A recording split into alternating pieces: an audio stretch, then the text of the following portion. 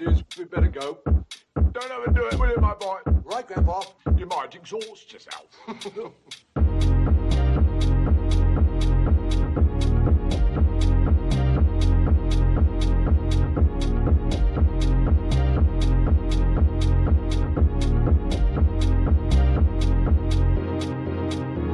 Int Base.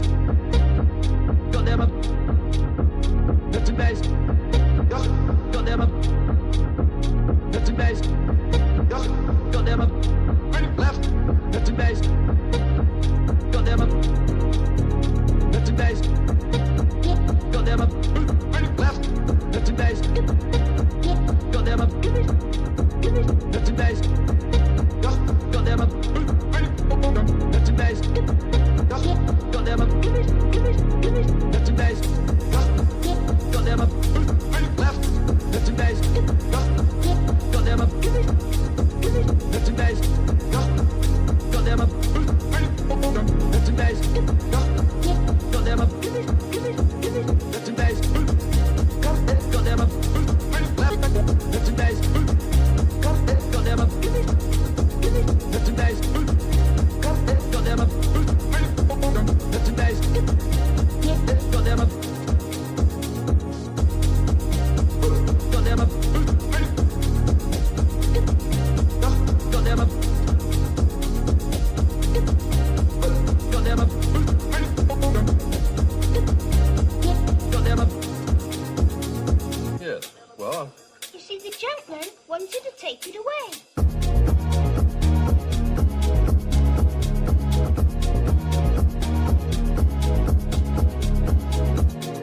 Gentleman. You see, the gentleman. Fight this whip. And the gentleman. You see, the gentleman. Fight this whip.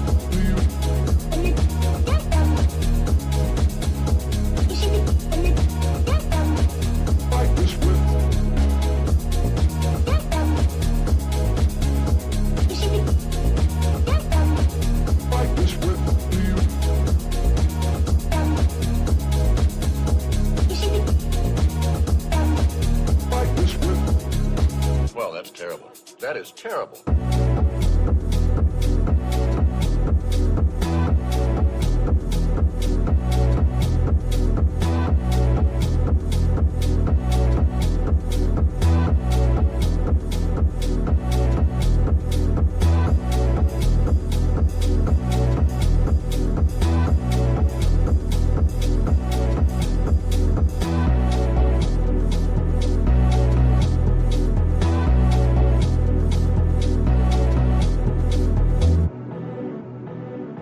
We can't let that happen, Grandpa. Yes, well, of course you've done it now, haven't you? Welcome in, everybody. I appreciate everybody being here. We got a special guest tonight. We have former Scientologist, Chuck Beatty. I hope I'm pronouncing it right. It's spelled a little bit different than you would expect for the pronunciation. But I have him already in the background, and without further introduction, I'm going to bring him up here. Welcome in, Chuck. Good to see you. Hey, good to see you, Jacob. So, Chuck reached out to me when I did that recent video about how do you pronounce it? The Tremio base, New Mexico. Trementina base. Yep. And he gave me so much information that I didn't even know about, and then he actually has more knowledge about that than I even knew.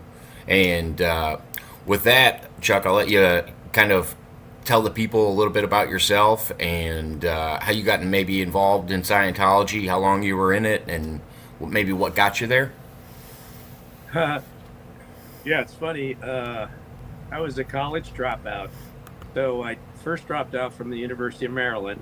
I was an Army brat. So my father was 30 years in the U.S. Army. 1941 to 71, I graduated from Munich American High School on the Army base, which was at Munich, Munich, Germany. And I was born in Germany. My brother was born in Germany. All of my siblings were born on Army bases. Fort Bragg, somewhere in Georgia, Frankfurt, and me in a little city in Germany. So My dad was, 30-year Army guy. Anyways, after right at the end of high school, I went into the University of Maryland Extension branch, which was at Munich, Germany, thinking I might be able to do it. It was extremely hard. University of Maryland was just too high of a hurdle for me. I should have gone to a community college, which I finally did years later when I moved back to the United States. And then I shifted from that community college, which was Phoenix City Community College, to Arizona State University. And if you've ever gone to university, you know, like every spring they'll have like a bunch of guest lecturers come. And even by that time, I'd already started to read, theosophy books. I read some of the spin-off people of Timothy Leary, the LSD guy, and one of his LSD compatriots, but it was John Lilly, the guy who did all the dolphin research. Okay, so I did all that, the isolation tanks, and of course the illegal felony level drugs, which I don't recommend today, but they are so powerful. I mean, at least when I took this stuff, you are gone for 14 hours, man. And your peak periods, when you're peaking, you're like in another dimension. What year was this? What year was this? Just give us 1970. Okay. Was the most powerful stuff. But would I recommend it? No, because it pretty much will throw you like I kind of am more of a straight and narrow person today. I rarely drink. I don't do any of this stuff. Anyways, it just so happens that when I grew up in high school, there was this powerful stuff. Like, it wasn't, this was like above just smoking pot. This stuff would. You grew up in the prime of the hippie movement, where you were at an actual age where you could kind of take it in. You were gone, and then you really had to set your day. Like, it wasn't like you just drop this stuff and then go have fun. No. That it's gonna shatter your world. I mean, you've talked about your experiences. I don't like to promote it because it is so mind altering. I think it's way more better to just read books. Yeah. Honestly. Okay, that's my some meditation here and there, but I would also not recommend hallucinogens or anything like that. I do the Polycanon volumes. That's. So anyway, Arizona State University, the springtime lecturers, John Lilly, the isolation tank and the LSD, sitting in the isolation tank, dropping acid and getting blown out of his mind, and he was meeting up with interdimensional and cosmic people out there. So he was John Lilly the one that eventually started the dolphin LSD house that had the woman living there. Right. Half of the house was submerged, and they had dolphins in there, and they were trying to teach him English. Okay, all his books are just. He's a deep gentleman. He's a deep gentleman.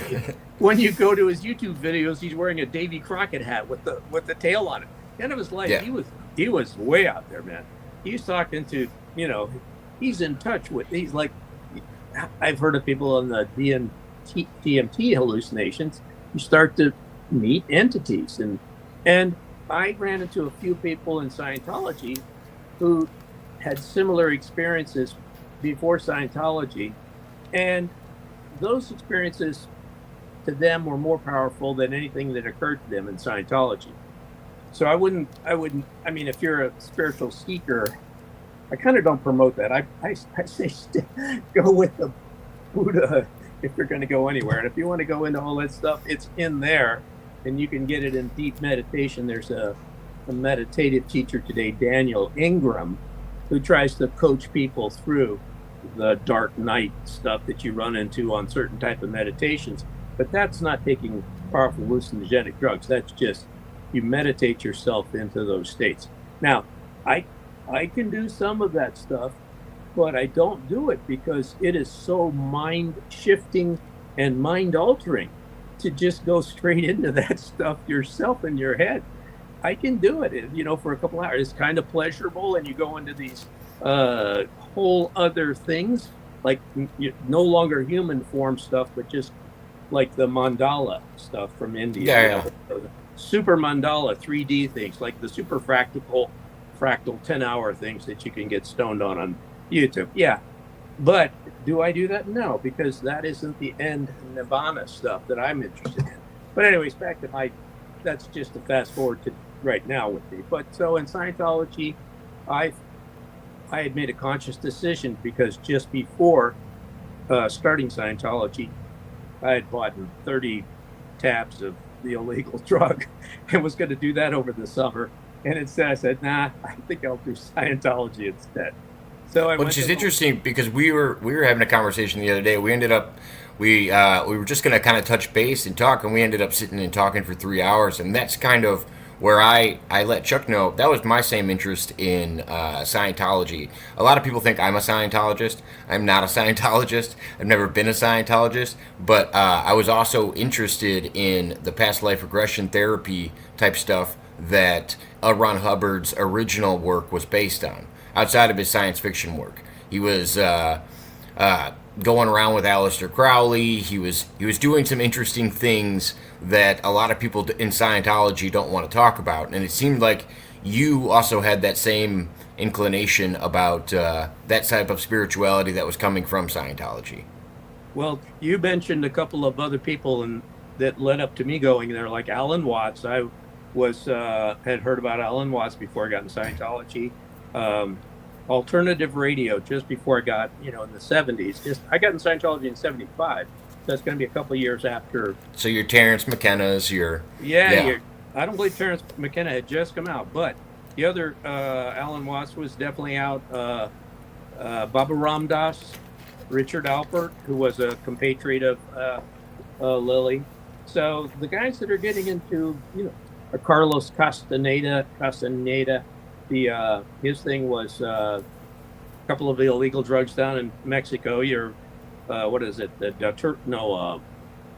Peyote and the other stuff. Anyways, having those powerful hallucinations and getting your animal and a lot of sorcery stuff. So I kind of was just buying into it.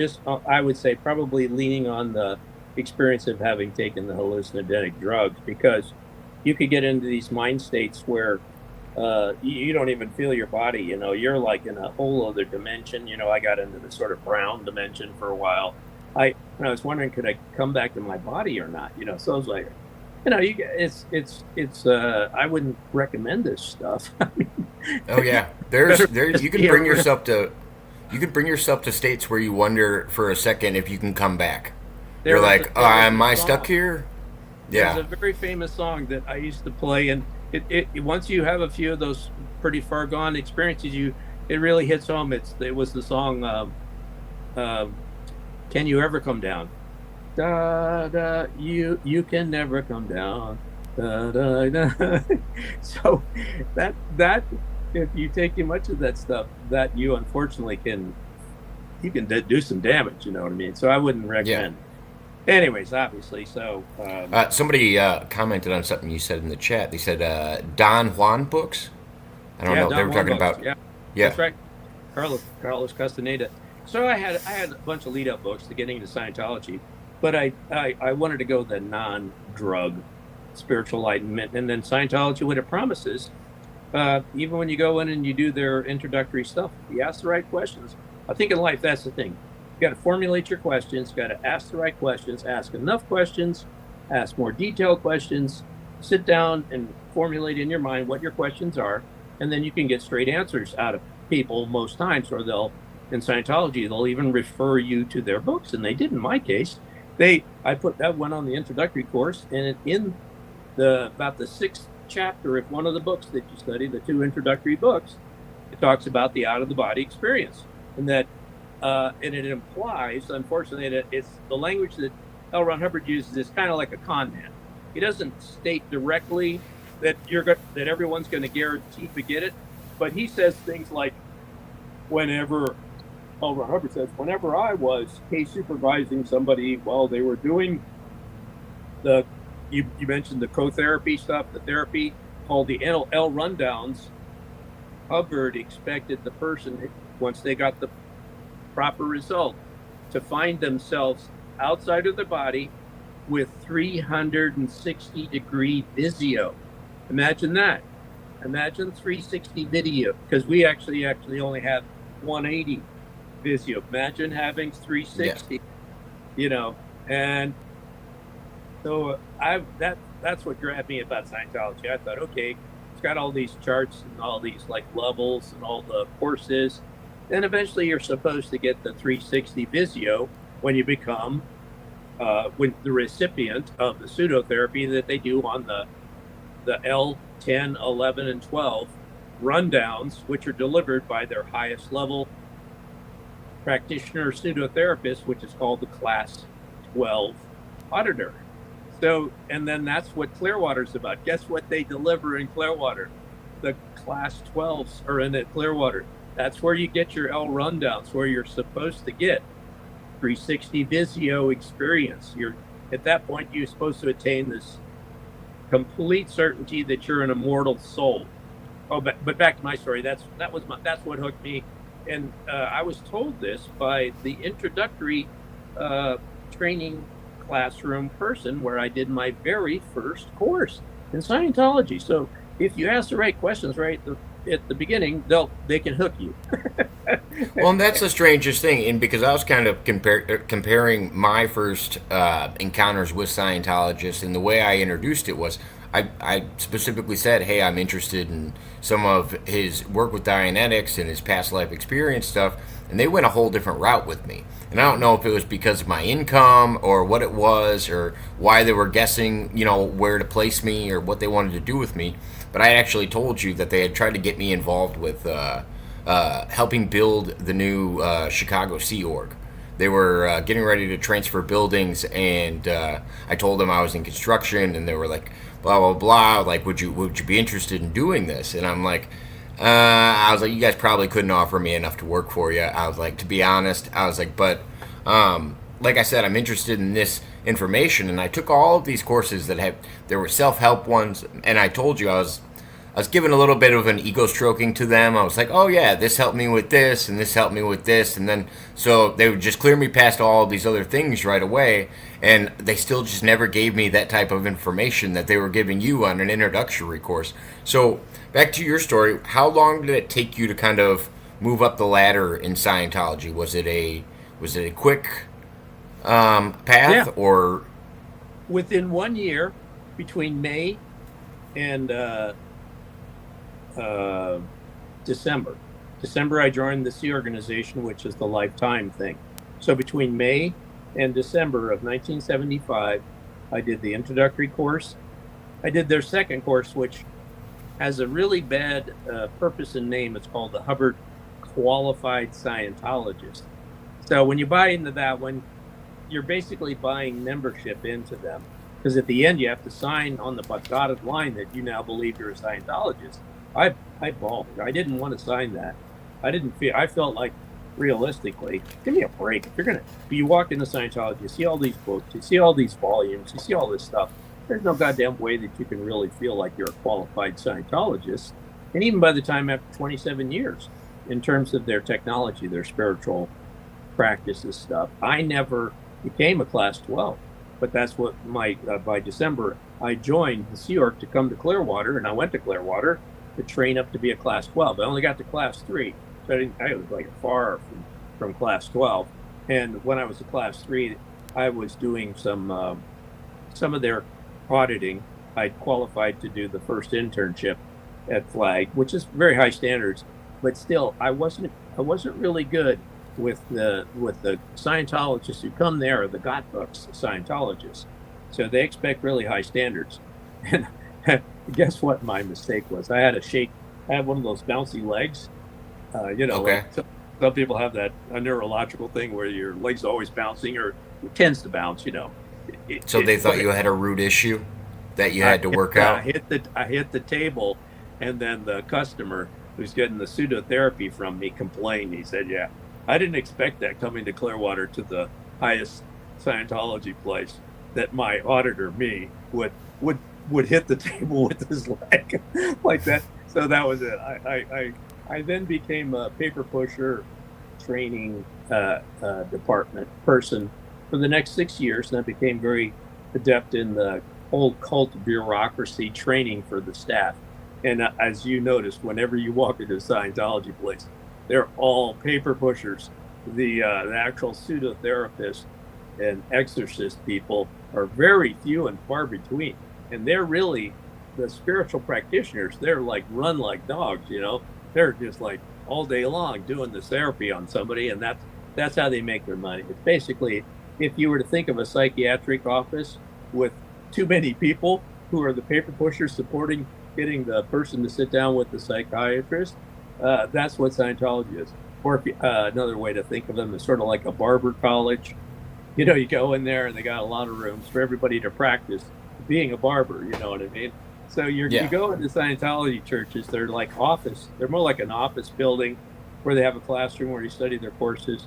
Then you have the little rooms where you sit down and then you do practice auditing on somebody else until you become really proficient at it. And then the most proficient auditors, which are their pseudotherapists, that are the staff auditors, they sit down and they'll audit paying public. So somebody like you, I can just when they're thinking ahead of, oh, you're going to help us build the Chicago org. Yeah, we need you. Hey, you know, so they're going to stroke you to try, you know, they think of you as a resource. So unfortunately, that's their whole mentality. And that's the way Hubbard looked at all the members. And that's why they have too many paper pushers.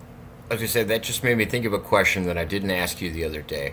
What was the going hourly rate for an auditing session back in your time? Too much for me, and I was too much for you. Too much for me. I was the college student. I have an actual price now that they gave for because they gave me the price afterwards, and they offered me free sessions, and they still have a free session for me on the table. I've never done it. I was telling Chuck about this. I've never actually taken an auditing session. Now they're at a $200 an hour auditing session with a minimum of 6 hours. Okay, so I brought today a little show and tell stuff here. Okay. See these? This is a volume. This is a Flip it over. Side up? No, I do. Okay, so it says grade processes and prepared lists. Guess what this volume is? This is all of the commands. If you took this to a desert island, you could supposedly reach the Scientology clear level. In here are all of the questions that you get asked. What part of a blank would another rather not confront? What could another withhold from you? Those are like typical questions that are in this book. And this book is just pages and pages of all the questions that you pay for to get. Like, for instance, today, if a person really wanted to do the Hubbard pseudotherapy, you just go on the internet, you buy this book, you sit down and ask yourself the questions, and then think of the answers. There's a whole additional part of Scientology which you get trained on these courses, and they make such a big deal out of it. But really, all the only Hubbard kind of thing is his psychiatry, his mental therapy, spiritual therapy, they kind of talk, because the end goal is for you to gain full realization of yourself as a soul, and even at times exteriorized, go out of the body, and at that point have this realization that you're a pure soul. I believe it's an hallucination when you leave the body, but that's my interpretation now. But if you did believe the spiritual thing, this particular volume has all of the questions from the bottom up to clear. You'd have to still do the purification rundown all by yourself, but you could do that too. You buy that one stupid book. So all you'd have to do is these two books, and then you wouldn't have to pay a dime more. I mean, if you knew who to talk to about it. So does the auditor go through a book like that and then direct certain questions towards the person that they think would be exactly okay? Yeah, but they are in mimeograph form, and then the questions that you get done gets stapled into they have a lot of paperwork. They have these what are called your case folders. Yeah, your And file, if you will. Your file, Yeah. your case files. So, man, you have thousands of, I had 127 case files when I was done after 27 years. It just was like massive. They're all about this thick and they just pile up. And it's all, I consider it all BS today, though. But if you wanted to try to take them seriously, I highly recommend getting these. And this is only number 4. The 1, 2, and 3 give you some other theoretical stuff about here's another one. Here's a bigger, fatter one. Look at this one. Jeez. These are the auditing rundowns. Remember, I opened up and showed you when I'm doing kind of what I did when I tried to give a talk to the.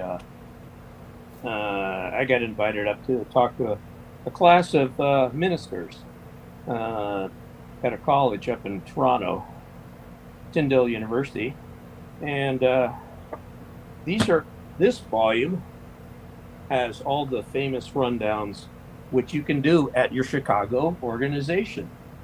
You can do every single one of these, but they're here in this book. So if you knew the right person to talk to, you could skip the whole Scientology BS gauntlet. Talk to one of us. Here's another volume. So I always tell people, you just need these 4 volumes, the ones I'm showing you here. You do these, you go take these to a desert island. That'll keep you occupied for a year or 2. I have a feeling if you took those to a desert island, they'd end up being firewood pretty quick. Or toilet paper. Kindling or something. Yeah. But so and then what I did was I worked in the paper pusher department. This volume is just one of 13 similar. This is called the Organization of Executive Course. In the I think in one of the things that you have of me, you have me as a black. Is it a black and white photos of me as a course supervisor? After I became trained, after about 2 years at Clearwater, I taught. I was, in the classroom teaching the paper pushers, the cult paper pushers, how to do their stuff. So, if you think, what was your general thing that you were teaching them how to do? As So you want here's some typical things. Here's this is the basic volume for all staff. Every single one of the paper pushers you run into in the Chicago organization will have studied this whole volume. So when you go into the classroom to study this, it's self-study, and you have a person who walks around and helps you. You're the walk-around helper. You're called the course supervisor. And this has all the stuff. Basic hat. How to study this course. Scientology is stupid about they make you do so many minutia, which kills your curiosity. You're curious and you never get your questions answered. They drag you on for years, but then they tell you, okay, how you study the course. Keeping Scientology working. In other words, how to be a good Scientologist. Safeguarding technology. All the basic principles. But then there's some good ones here. You know what an org is. The Scientology churches that call themselves orgs. Here's one. The business of orgs. The business of orgs. Just look at that. This is the index. So they're just pages and pages of these. Now, what I'm showing you, these books, the pages of every single one of these books is online for free. So you don't even need to get the big volumes. You can get all of Scientology's. These are the 1991 edition. Now, they don't use these anymore. Do you know why? Because when they were putting them together, they made so many typographical errors in them that we in the classrooms discovered. They were just so full of errors that it caused so much problems for the students, typographical errors, because we were the ones who were doing our own proofreading, and we ran our staff ragged at the base where Mark Headley is at. There were people that were working in what was called the compilations branch, where they do all the pre-steps, the pre-publishing steps and proofreading all these materials. And they were missing all these typographical errors. So then the end product of these books were just full of typographical errors, which sharp students would see. Other people that are Wouldn't pick it up right away. no, they didn't care because you're there for a purpose. Like if you kept your initial drive for why you're even there, a typographical error really doesn't mean crap to you. You get the basics because, like, you talked about the past life stuff. So what is Scientology? All it is a past lives therapy. So what I showed you in some of those books. Well, that, and it seems like more of like a self-help to trying to get rid of whatever trauma you think you might have or they think you might have, like whatever root trauma that you're holding back that's holding you back. Well, the basic thing, the Dianetics book, they call them engrams. They're the heavy-duty moments of unconsciousness. Like if you slug and knock some guy out, and then you shout at him, like let's say some guy's knocked out in the ring, and he's like out cold, and then his trainer slapping him on the face and say, "Wake up, loser! Wake up, loser!" That would be an engram, and that statement, calling him a loser, would then cause him to lose his next 5 fights. Yeah, That's what Hubbard says. So Hubbard says that the suggestions you receive while you're unconscious are very important. So, and then he was looking and back. I actually gave you a comparison when you brought this up to me when we were talking the other day. When I was talking to a lady from, she wasn't from Bridge Publications, but she was from one of the branches in California. And I remember her last name's Chan. And I told you my significant other has hydrocephalus, an uncurable condition. It's a very rare condition. And she used the comparison of somebody drowning in a pool and somebody saying, you can't swim, he can't swim, and then somebody maybe develops asthma or something like that, and that it's basically psychosomatic, and it's because somebody was yelling from the sidelines saying something and it made you think that you can't do that or you can't breathe or something like that. And they were basically trying to tell me that my my significant other's incurable disease was curable by the mind. And I'm like, well, I mean, don't get me wrong, there are some things that are a little bit you could be in your head about, but that's not the same as some of these other things. But yeah, as soon as you said that, I was like, oh, okay, that's what they mean by engram. Just keep that thought. That's all you truly need to know about the whole bottom part of Scientology.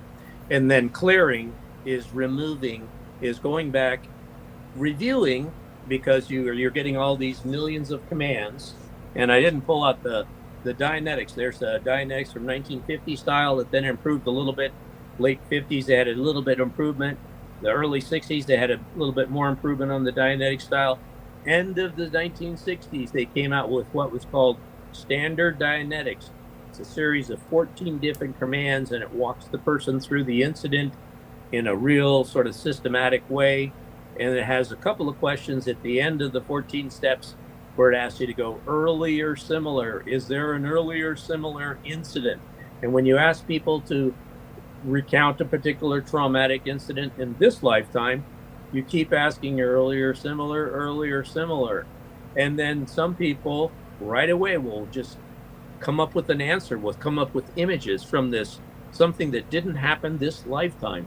That's going to be the little kernels of mental images and stuff, supposedly from your past life incident. So your first couple of times you go into a past life incident, it'll be kind of messy and it'll be different. The first time you look at it, it's not going to be the same as the second time or the third time. So that's one of the reasons why it's called, they consider it also brainwashing or whatever it is. Well, and that also comes down to the auditor that you have, too. I've started to notice that, because depending on what they know to dig into, because sometimes they dig the wrong way, and you can just see them like, they're like, well, no, that's just not traumatic to me. And then other times they can nail it on the head. You guys can get it on the first session, but you don't really want to get it on the first session, it seems like, in Scientology, because that would solve the problem too quickly. Like, why point out the problem too quickly when you could just get them back? We write our sessions on what are called worksheets. We call foolscap paper, 14 inches by, 8.5, 7.5.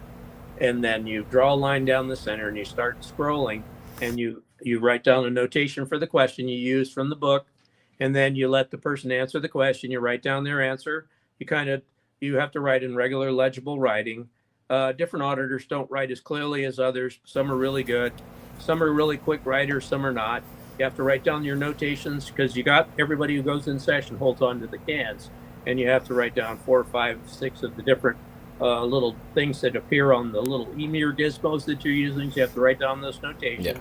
You're talking and you're looking what's happening on the needle dial. There's a needle dial, and that uses to supposedly tell you what they're thinking when they say, like they say mother, and the needle just shoots over to the right. You go like, oh, that would mean that the person has trouble with their mother, some kind of upset with their mother, or or maybe their needle just floats. It's real nice, and okay, on that subject they're fine. So basically, you have to Off write of all your this- experience, what do you think that's picking up? Is it just electro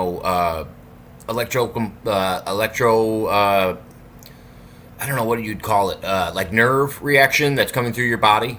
And so when they say certain trigger words or something like that, it would make the meter read, and then they go, oh, okay, we need to dive towards that, because that's what I've seen is they actually go towards the direction of, all right, as soon as the needle moves, that's where we need to head towards. Like, all right, this is where we need to deep dive. There's sort of a communication breakdown when any Scientologist is talking to you about what your initial perceptions are about the e-meter gizmo. They go through so many training on so many of the different we call them needle manifestations. Sometimes the needle goes like this, sometimes it goes like this, sometimes it goes boom like this, and you have to even adjust this other thing called the tone arm, because the needle is continuing to go in that direction and try to push it back on the dial, and it just keeps going, and you keep pushing it back, it keeps going. Sometimes it'll flip flop both ways, and then you have to like adjust it just to get it so it does this. So you have to dial it in with each person almost. Yes, and Yeah. different parts of the incident that they're talking about. You get all these little manifestations, and then when somebody's in heavy grief, there's some really confusing ones. You get some of the smoothest, most beautiful needle reactions when somebody is like in heavy grief, like when my grandmother died and I was in severe grief. My needle was going back and forth like this, and it was really alarmingly really beautiful. And I had a class 8 auditor who was auditing me at that time, which was only 4 down from the top. Yeah. And my auditor was really a great auditor. She said, your needle's floating, and then ended the session. And I said, I think that's a different type of manifestation, which is called a something else needle. Not the good one, but the bad one. So for the very same, and this is an advanced answer to your question, but just to give you specifics, if you've spent years with those meters, you've seen, and I spent years and had hundreds of trainees pick up the cans, and I've seen tens of thousands of needle manifestations of all types, and I tried to put those together with all the training that we had for what do those needle reactions mean.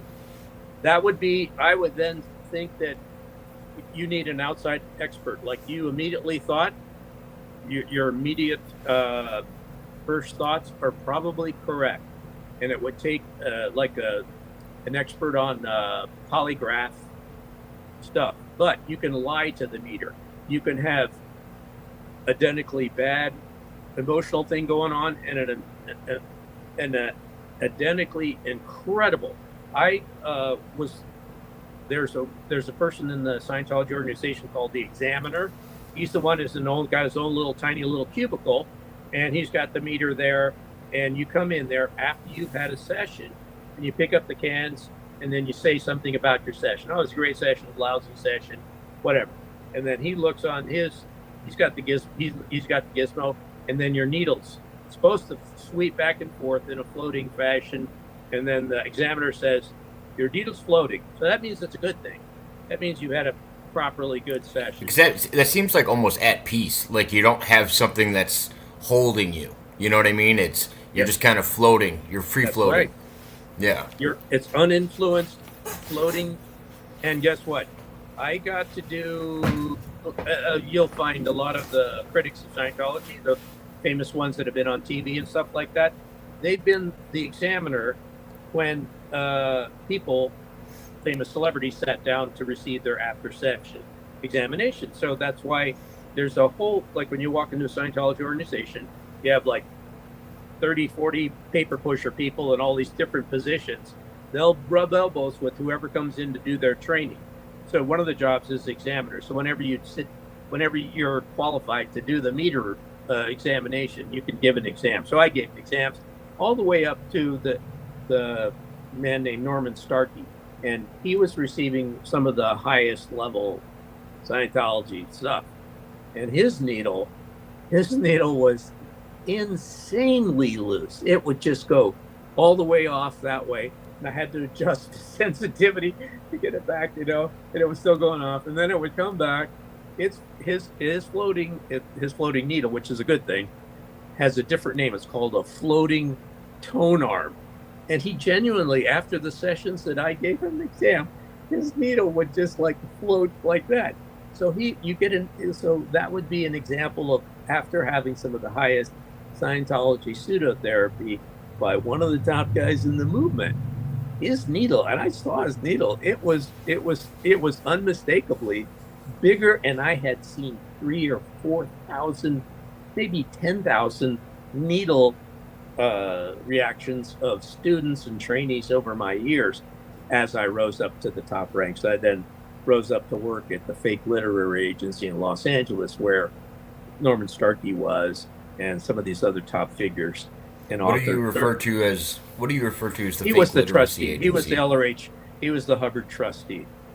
He's passed away. What are you referring to when you say the fake literary organization? Author Services Incorporated. And is that related to Bridge Publications, or is it? It's above Bridge Publications. Okay. It's So Bridge would get their works, yeah. information from them. Okay. No, Bridge would be church publications. Author Services is considered the Hubbard fictional literary works, but also the group, Author Services Incorporated. They were like the most dedicated people closest to Hubbard. They're associated with the Trementina base people, the archives. Those would be the archives group of top Sea Org members.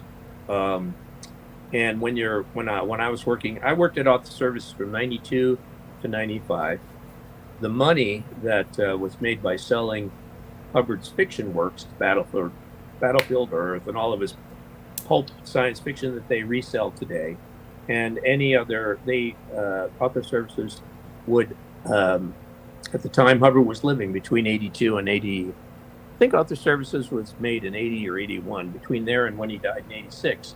The way to legally get the money to him was via Author Services, and the staff that made up the Author Services fake literary office, it of course doesn't consider itself a fake literary office, but it is, because it only served one author, Hubbard. Wasn't a real literary agency. But when I worked there, you learn kind of like Hubbard's last wishes to his last team of people, and that's the group of the Author Services group. From that group is where David Miscavige was working before he took over the church proper. So that gentleman that passed away, he's the one that made the claim that L. Ron Hubbard is the most published author of all time. I think we had talked about this the other day, and you said something about these people had walked by your office. They were like 3 doors down from you in a building or something like that. Or am I mistaken part of a different conversation that we were having? Yeah, like 3 doors down. What would that be? Yeah, well, you said these gentlemen came in with briefcases. I don't know if they were leaving that base, or if we were talking about during the tax evasion times. These gentlemen actually showed up at the office that you were at with information. I don't know if I'm conflating the two of them. Yeah, I'm not sure if I was in on that particular incident. If you were talking to somebody else, there's like at least 40 or 50 people that used to work in Author Services and then some of the most important ones who've worked in author services haven't gone public yet, but Okay. most of them have. I'm kind of like, I was a lower down guy. When I was in author services, I was their computer guy. I worked in their little computer office, but I had all these other skills, so therefore I was a trainer. I was a staff training officer person, so I would do like stuff like after session examinations, and which are only a tiny part of the day's work. Even in author services, it's all paperwork having to do with publishing of Hubbard's fiction works, working to make sure that the Trementina-based people and all of the other people at the Church of Scientology Spiritual Trust, little special place where it's considered the LRH, the Hubbard archives of all of Hubbard's works are kept there. Of the full thing, the full, what are called the L. Ron Hubbard originals, kind of like the original manuscripts.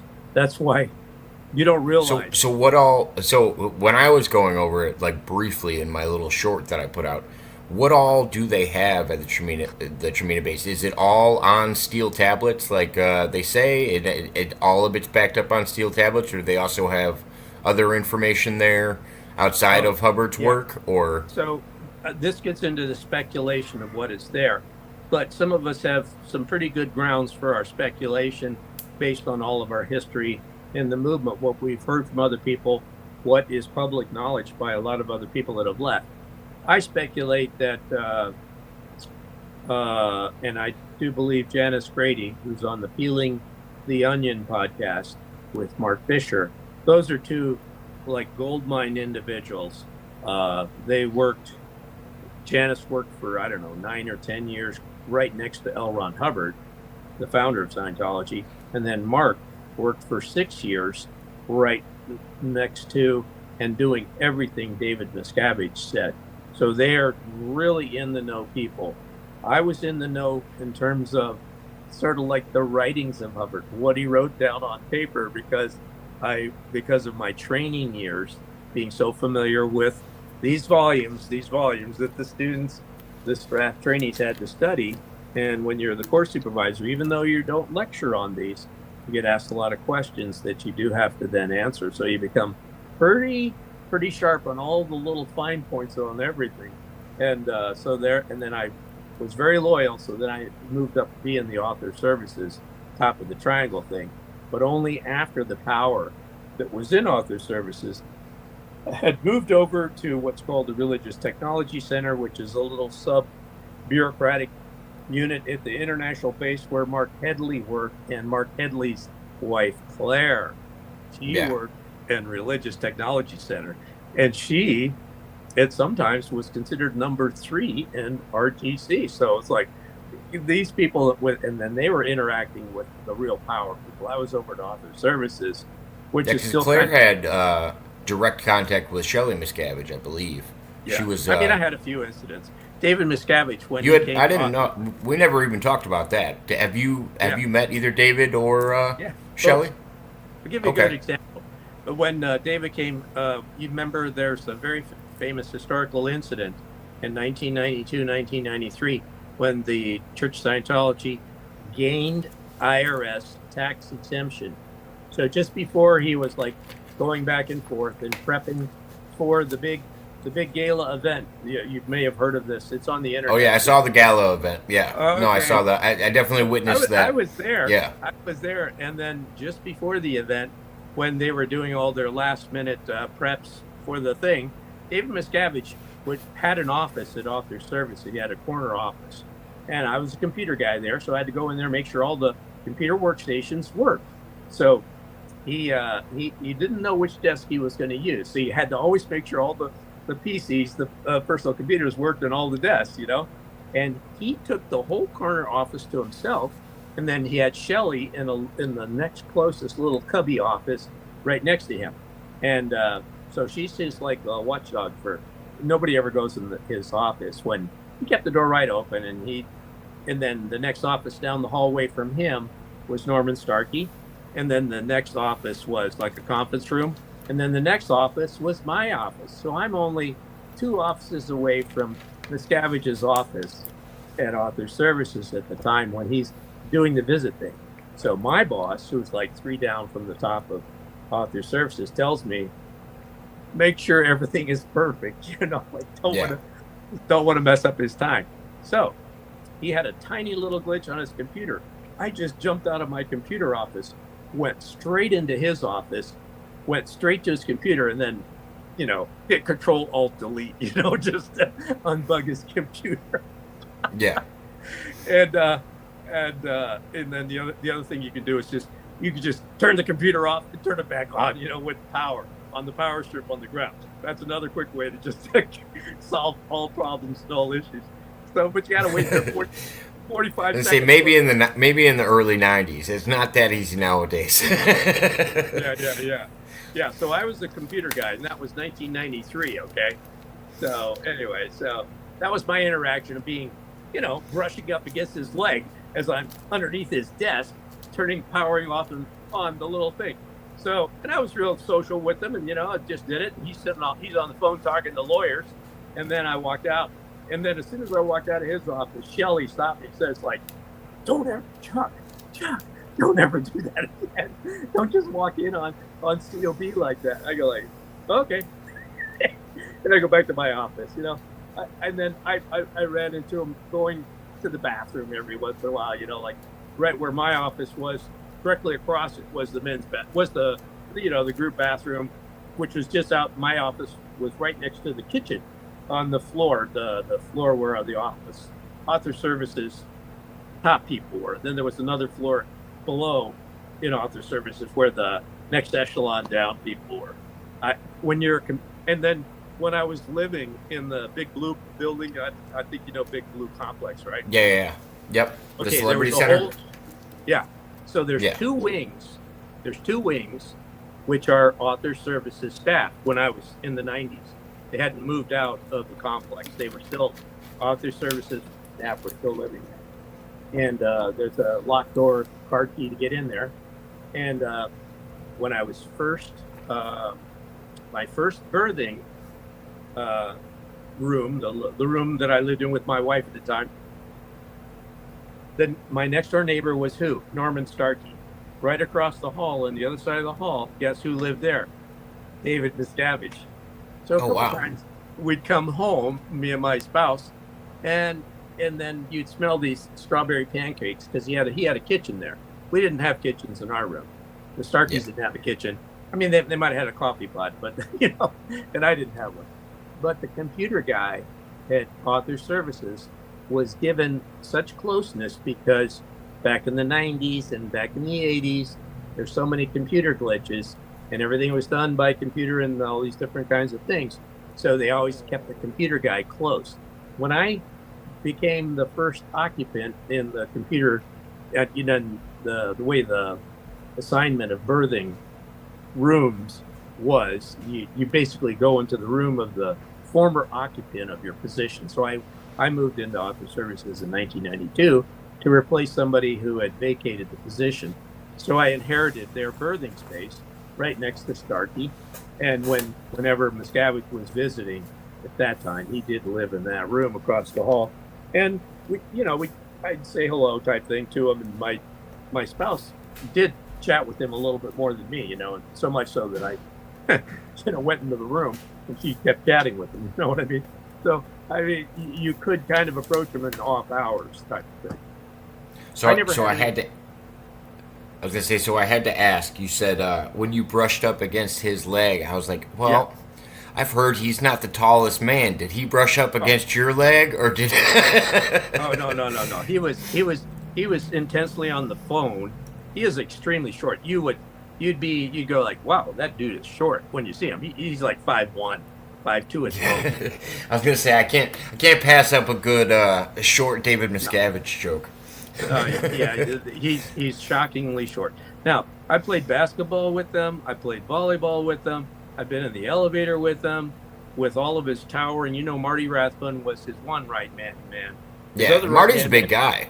Marty's a decent big guy. He's a muscular guy. You play street basketball with him. I don't know how big you are. There's no way I could beat Marty or the Miscavige's other right hand guy is Greg Wilhair.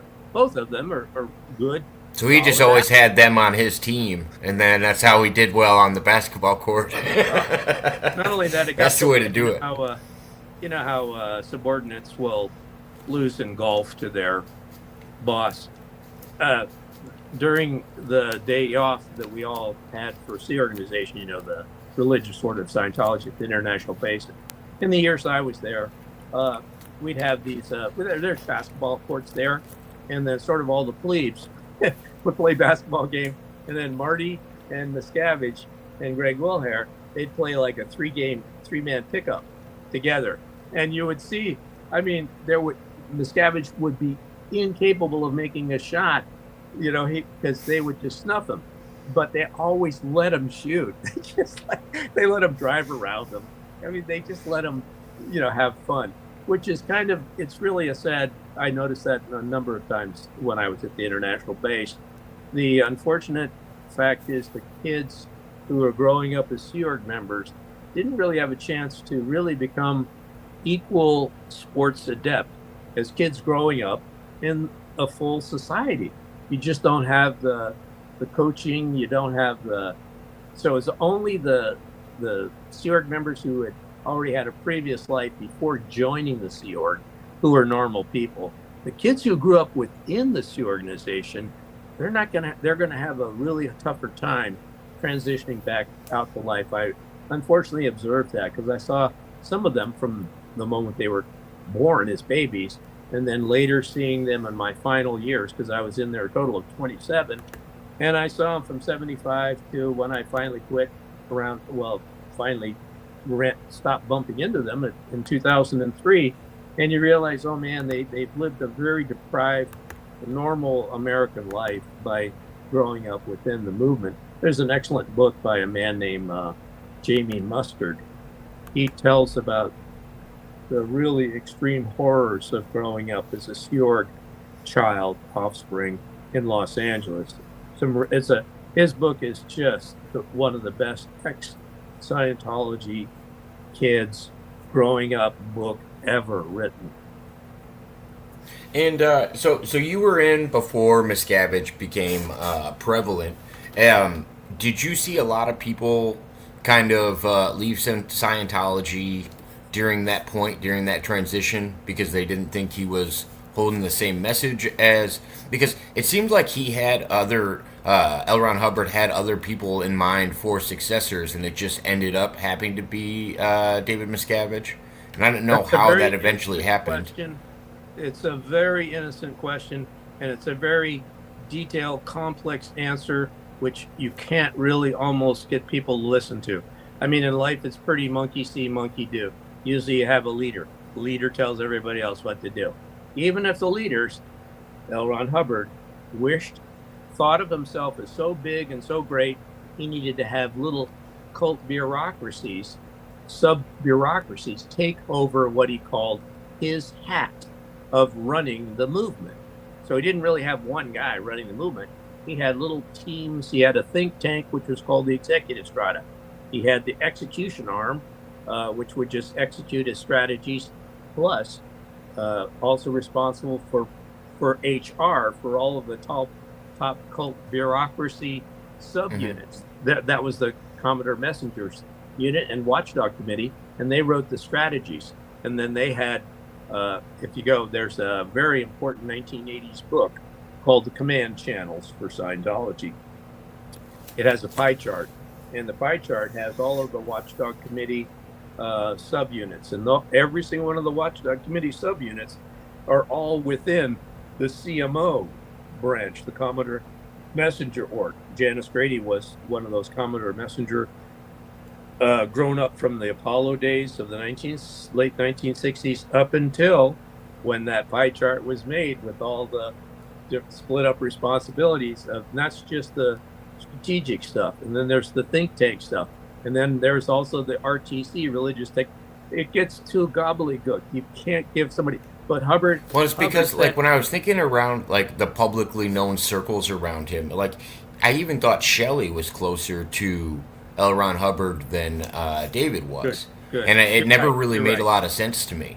And I never knew how he ended up in that position over other people, especially when there were so many people handling the financial thing that actually got them past that tax exemption. Because that's what he eventually passed away hoping for.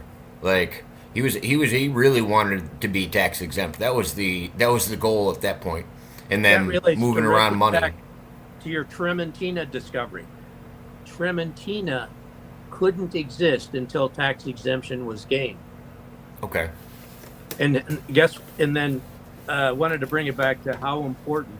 That's why I was so blown away when I saw your videos. I'm like, holy crap! You just like stumbled on the top gold of the whole goddamn Hubbard charade in such.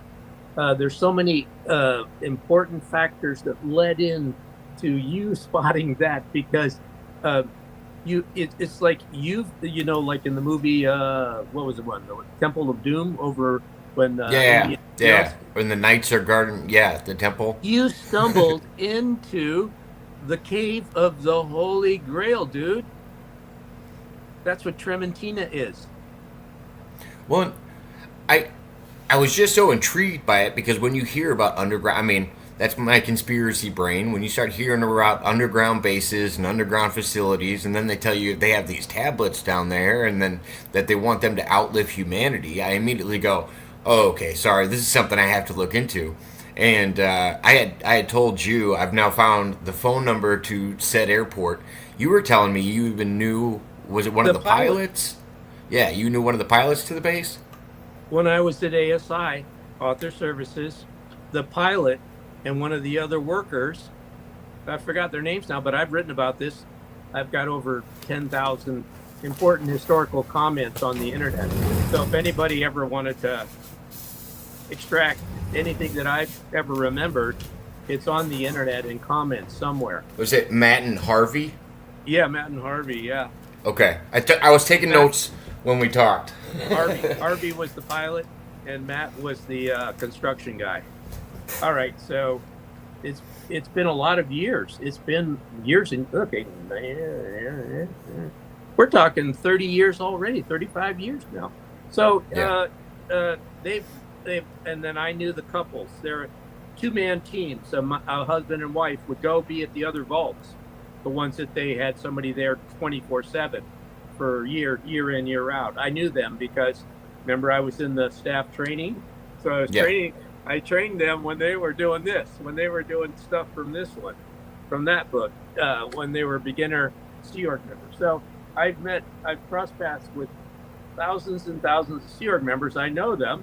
And when you see the same student every day, because when you go in the classroom, it's not like a lecture where you don't necessarily know each one of the students.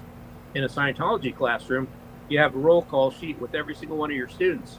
And then you go visit that student. They have like their a syllabus, which is called a check sheet. And that has all of the Hubbard issues that they're going to study, has all of the exercises and drills they're going to do, all of the stuff they're going to do. And I have to sign my name at the end of their check sheet saying this person has studied all this stuff and they can do it all 100%. So we're like this kind of a coach, kind of like a waiter, kind of like a helper for the students to get through their training. So you get to see them every day. So you get you probably have a good determination of who's more committed to it than others, like the ones that are asking you questions, the ones that are, trying to pass by, or just trying to get through it. You don't get people that are just trying to pass by. If you get people that are trying to pass by, they're gone. There's a screening to becoming a fanatic in Scientology. You become a Sea Org, you'd assume so. You've stepped over the threshold when you become a Sea Org member. You're a fanatic at that point. You're going to be, and then somebody and that's why I thought Miscavige has strong points in pushing people to do things, which are really hard. He's a good pusher type of guy, but he's not himself capable of doing a lot of the stuff he pushes other people to do. And he's basically just I don't even really have enough outside life experience to really compare him. But a lot of people say corporate CEOs are sometimes sociopathic, sort of like just behind the scenes, just demanding incredible pressures on their subordinates. Now, that's the style that he tends to run most of the time. Is that what he grew up with, like from his dad Ron and everybody that was I originally would like say that? more from Hubbard. Did you ever meet Ron, David's father? No. Yes. Okay. Oh, that one of the if you go to the one link that I gave you is a playlist of all the interviews. Ron Senior, Miscavige's dad's interview with me is there.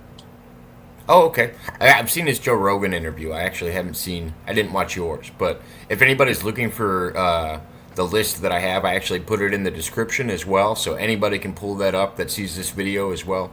It's all in the description, so you can pull up those videos. What did you guys like? What?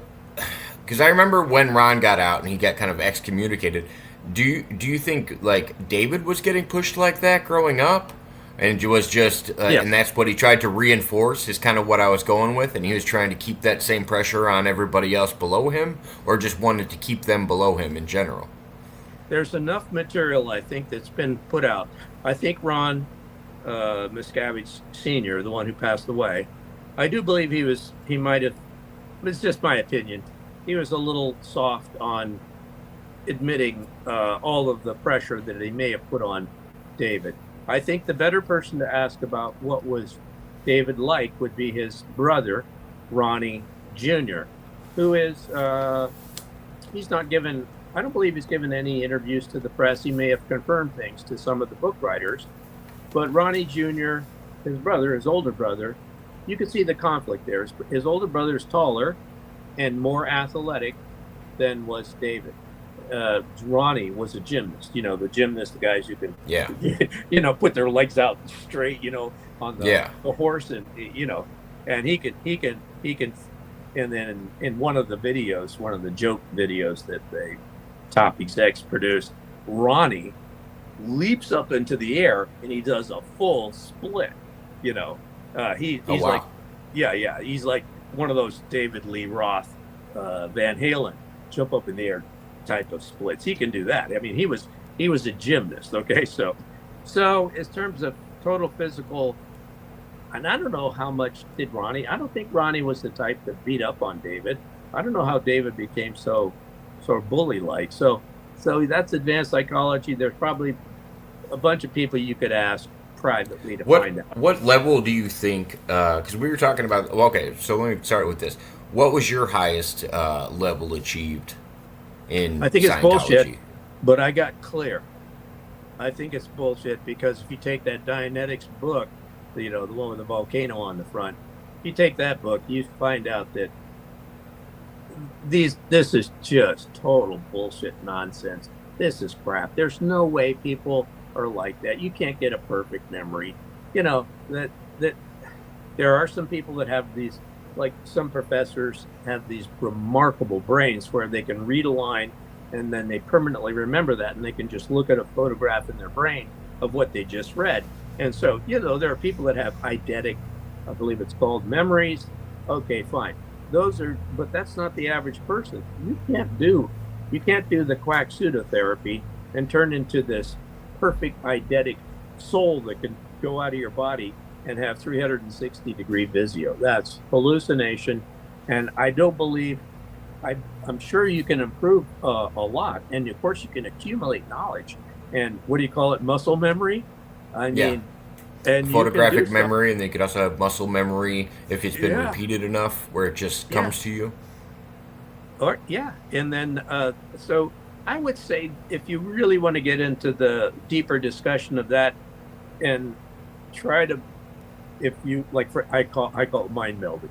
If you could mind meld all of L. Ron Hubbard's ideas and all of his writings and everything into your head, I think, and then you scan through it for, let's say you didn't have AI as your alternative source of information about the universe, you would not want to have, or if you could, let's say you have an AI type of brain plus L. Ron Hubbard's subbrain. Then you could probably give him a good full assessment of his limitations. But I think all of the critical books by outsiders, starting in the 1950s, The best critical book on L. Ron Hubbard, I feel, is the one called Fads and Fallacies, written by Martin Gardner. That's the all-time shortest, best book, which just has a chapter on Hubbard and Dianetics. And then it has a chapter in general about all of the other contemporary sort of pseudotherapy groups that existed in the mid 1950s, which Hubbard was a part of, and their characteristics of persons. And I think that's probably the best book that summarizes what the professional psychiatrists, scientists, and another great article, John Atack, of course, covers the whole John Atack, A-T-A-C-K, is the known to be the living, probably best expert on Scientology and L. Ron Hubbard's history. He's written several books. His most famous one is called Let's Sell These People a Piece of Blue Sky. That's a good description. The reason I was actually asking that level question is because I think when we and you were talking the other day, I think you had said that David and even Tom Cruise aren't even at the highest levels of Scientology when it comes to knowing all of the knowledge of Scientology. They haven't actually reached that peak yet, or I don't know if they're even striving for it anymore. True. And then I think another great thing. Remember we talked about the Ouija board stuff, and we talked a little bit about Ingo Swann. Yeah. It's even common knowledge within Scientology. Some people come into Scientology and will believe strongly that they do have already very powerful spiritual powers of different sorts. And it's like, in fact, when you, I told you of the one person I was with who had already really believed that there was this higher spiritual plane where you talk directly with other spiritual personalities, and these spiritual personalities are merely involved in sort of like a really high level games that they engage in these higher spiritual planes. And they didn't get that from Scientology. They had that. So that's one of the things you and that's why I actually brought that up, is because I was talking about a CIA project that the government used to run by the name of Project Stargate. And what it was is there's a group of people in it, and they're best seers. Basically what they were doing is they were trying to remote view things. And they were operating at probably about a 40% success rate at the highest levels. And they have retrieved downed military aircraft, ships, and the total cost for it over, I think it was either a year or 2 years, was something like $2 million. And so they called it a net negative, but they actually retrieved over, I think, 8 million in retrieval, like finding down ships, finding aircrafts and stuff like that, and actually being successful in retrieving those. And Ingo Swann and Joseph McMoneagle, Ingo Swann specifically, and I think Joseph McMoneagle was relaying that information behind the CIA's back to Scientology, and Ingo Swann even credited Scientology with some of the Dianetic techniques for why he was able to do some of those things. And I was like, well, it's weird that he credits, Scientology for giving him the tools to get to that point, and then still double crosses the CIA and goes, hey, I'm going to bring this back to L. Ron Hubbard. Like, you wouldn't expect that right away. And that's why we now have the Swan Institute nowadays. But I don't think that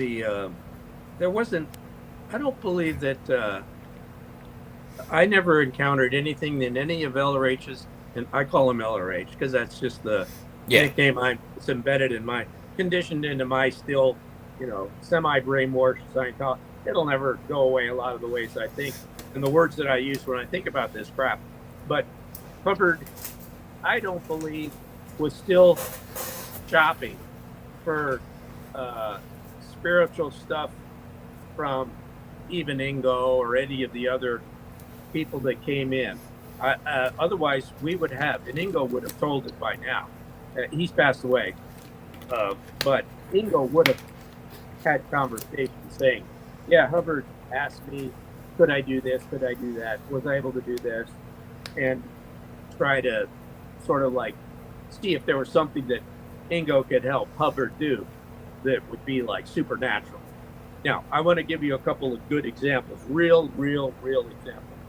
The Hubbard, the meter that they use, and you immediately go to the right questions. You have to look at it scientifically. If this stuff is real and the spiritual stuff can be proven, that meter is kind of like a really good starting point. You want to use some kind of electronic device which is able to detect some sort of supernatural spiritual activity. Guess what? In one of the Scientology movies, they have what's called a beep meter. Beep as in beep, beep.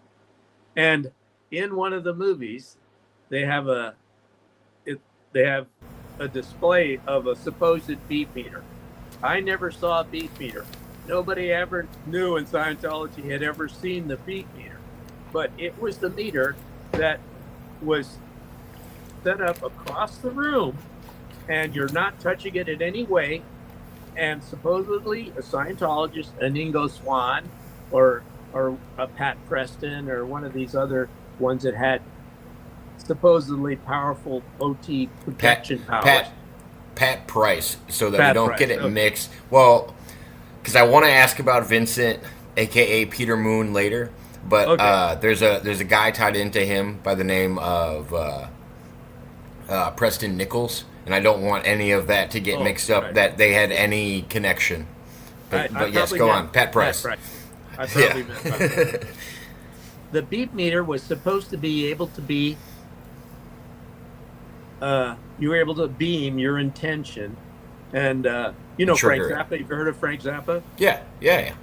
Do you know the one album is called Billy the Mountain? We have a famous poster that my uncle gives to like all of our kids in our family, and it's Frank Zappa sitting on the toilet in black and white, and I know Frank Zappa pretty well. He made fun of L. Ron Hubbard because he has a character called Studebaker Hawk in the Billy the Mountain album, and Studebaker Hawk is in a phone booth or something like that, and he uses his L. Ron Hubbard intention to teleport somewhere.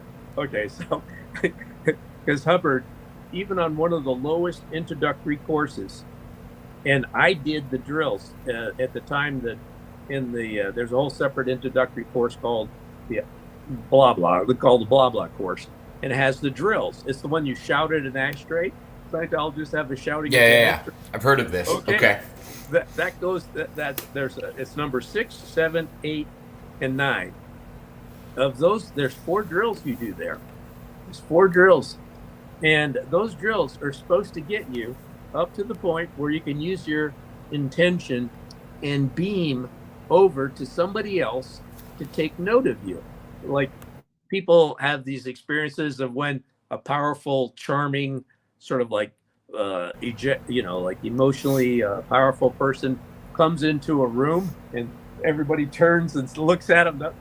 So those are the people that supposedly have this sort of beaming projection on them. Okay, so the beep meter in our movies in Scientology has a Scientologist standing there with his arms on his hips, and he projects over to the beep meter, and it beeps. And it beeps again, and it beeps again.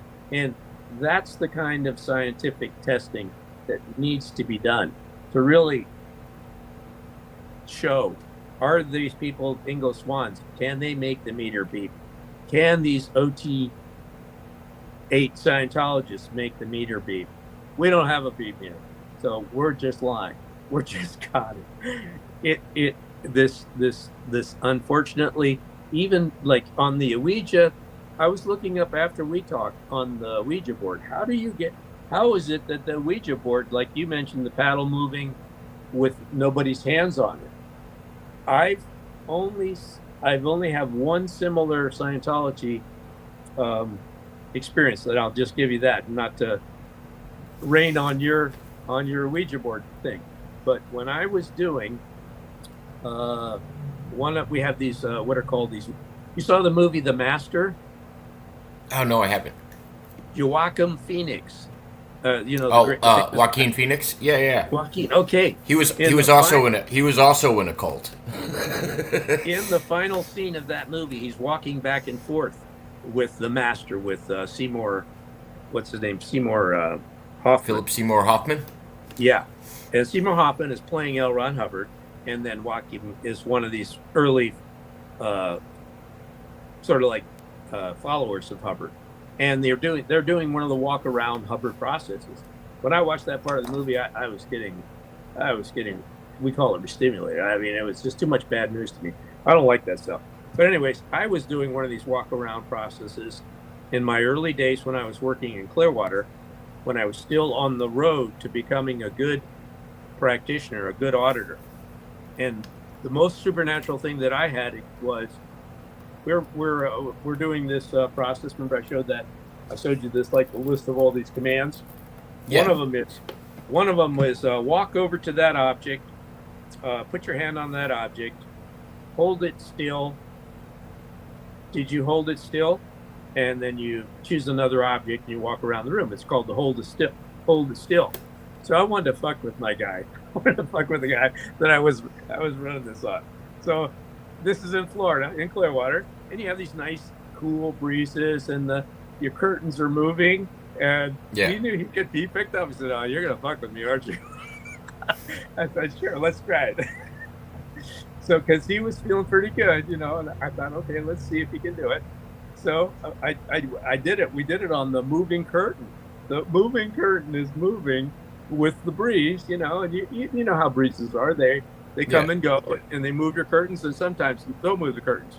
So I waited until the curtain was nicely swaying, and I said, "Okay, walk over to that curtain." Okay, and then with your hands, there's a touching, hold it still, and then there's the non-touching, hold it still. So the non-touching, hold it still, I think, is probably more comparable to, remember where we talked about causing the hairs on your arms to already go up and cause your arms to warm up. So if you do the non-touching, hold it still process, that would be another instance of testing whether the Hubbard processes actually can get a person up to the level of actually doing something supernatural telekinetically. And so I did it on this guy, and the curtain stopped. The curtain stopped. He did it, and it was right at the moment that I gave him the command, and either he brought it to stop, or it just was a complete coincidence of the universe. The curtain stopped moving, and then the next thing he said is, "I feel like I'm in the center of the room." And we're like 6 feet away from the center of the room. And you know about the people that have the out of the body experience, the rep in the corner, the da-da-da-da.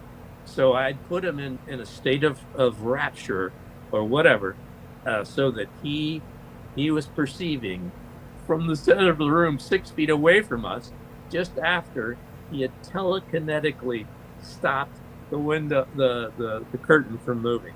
Now that would be, so that's the kind of, if you could do that scientifically over and over and over with the Hubbard processes, out of all these volumes, you could probably pick out the ones which would most be similar to, a hard test like the beat meter or the hold it still process, non-touching hold it still. You're not touching to hold it still. You're seeing if you can hold it still with that. Now that would be the kind of thing that I think that would be scientifically. And then if you could get it up to like 90, 100%, or 100%, like people can, like you can get your hands warm no matter what. It's like riding the bicycle. Once you learn how to ride the bicycle, that's it. It isn't like, it's not spotty. So that was the way I would tend to compare, what's his name? Ingo. He's not 100%. He's not ride the bicycle. Well, and this is, and when I was telling you about that Ouija board experience, that was immediately the test we did. because, like I said, me and one other person, and I'll reference her, but I won't say her name. She's a very interesting person. She only dreams in black and white, and none of the people in her dreams have faces. It's all just blank. And we for some reason have this weird spiritual connection when we're together, and we're the only ones that are able to like hover it over the pendulum or whatever you want to call it on a Ouija board. And so what we were doing is to go, oh, okay, well maybe that is just sheer luck. So we grabbed two other people and put their hands on it, and we were asking questions that only we knew the answer to, and it would spell out the answer, and there was no way these people on the, like, we were asking questions that neither one of these two people on the board would know. And that's when we were like, all right, let's close this thing up. Like, I don't want to play with this thing anymore, because it took me a long time to realize I wasn't playing with something. Like, it was actually, that was a realization for me that it was a little bit more serious than I thought it was. Like, I had dove into some side of spirituality where I felt like I was a little in too deep, and I wanted to back out a little bit and say, okay, how did I get to this point? And yeah, and I told you I have a healthy relationship with it now. I don't just think I'm magical, but I noticed that there are some things that happened around me that I still can't explain to this day. But yeah, it's weird stuff, and I do think people like Ingo Swann and Justin McMonagle have something there. But it's not, like you said, it's not replicable enough times where they can go, oh, it's scientific and we can point to it. And I still can't point to my experience. I can't go, this is exactly what happened. It's testable. I can do it every time. Conditions have to be right. Like, for some reason with Ouija boards, that you're supposed to use them during what are considered dead hours, which is from like midnight to 2 in the morning. You can't have any electronics on. You want all the windows closed. You don't want any breezes coming in. You don't want, the AC going. And apparently all of these things make a difference in spirituality, I guess, and if they decide to talk to you or not. And you were talking about a clearing process, where not clearing Scientology process, but like helping these spirits like move on. And that's what I was talking to you about related to a Ouija board. And there's weird rules with a Ouija board where you actually have to ask you have two questions you have to ask right away. First is, do you know that you have passed away? Because sometimes you'll be talking to somebody or something that doesn't know that they are deceased and that they are a spirit. And I've had times where people or spirits would argue. I keep saying people. Things would argue with me about it, or I've had times where they just completely leave, like after asking that question, and then all of a sudden, whatever it was that you're talking to is gone. Like, you just told them some information, and they were just like, "What?" and like left, and like didn't have any more questions. And then some of them recognize it right away, and then you can move on to your second question of, did you have a message for me or anybody else in the room? Like, and you're supposed to have intention towards certain things. And it reminded me a lot of an e-meter in general, because it's very, and auditing, because you are asking direct questions. You're looking for some kind of movement, if you will, and then you direct towards that movement of, okay, now let's go this way. All right, what's the message? And I've gotten in some really, really dark conversations. I'll tell you this one. I didn't tell you this one the other day. This one still blows my mind to this day. I have a best friend who joined wrestling with me around the same time. We both started wrestling when we were about 3 or 4 years old. And his name's Josh. And one day, me and his girlfriend, and it was daytime. And that, depending on who's doing it with us, we can do it during the daytime. And so we were able to do it in the daytime. We pulled out the Ouija board and we were talking to it. And then all of a sudden, somebody jumps on the board and spells out the name Grimm. And they said, my name's Grimm. I have a message for Josh. And told us that there was going to be an accident. And there was going to be a death involved. And sure enough, my best friend got into an accident, and the person was crossing the road on a 4-wheeler with no lights on, and there was a car accident and the person lost its life. My friend John, I had forgotten all about this situation because when we were in the moment, we go, "Oh, grim, ha ha ha." We closed the board up and just called it a day. He calls me a couple months later. This happened on Christmas Eve of that year. He called me a couple months later and was like, "Hey, do you remember when we talked to Grim?" And I said something to him. I remember specifically what I said to him. I said, "It didn't matter if you knew that was the exact instant he was telling you about, because you wouldn't have been able to change the outcome. They could have given you no information that would have stopped that event from happening." You know what I mean? That was, regardless, that was a perpetual thing that apparently had to happen. I don't know why, but I don't think he could have gotten any future knowledge back then when we were on the board to the time when the incident happened, where he could have changed said incident. And so I was like, you can't fret on that conversation and, ain't like bring cause to that, I guess, if that makes any sense. Sure. You can't let that be the cause of, maybe you didn't hear an answer right or something like that. I was like, well, I mean, maybe we did laugh it off, but at the same time, you weren't going to get any answers that would change said situation.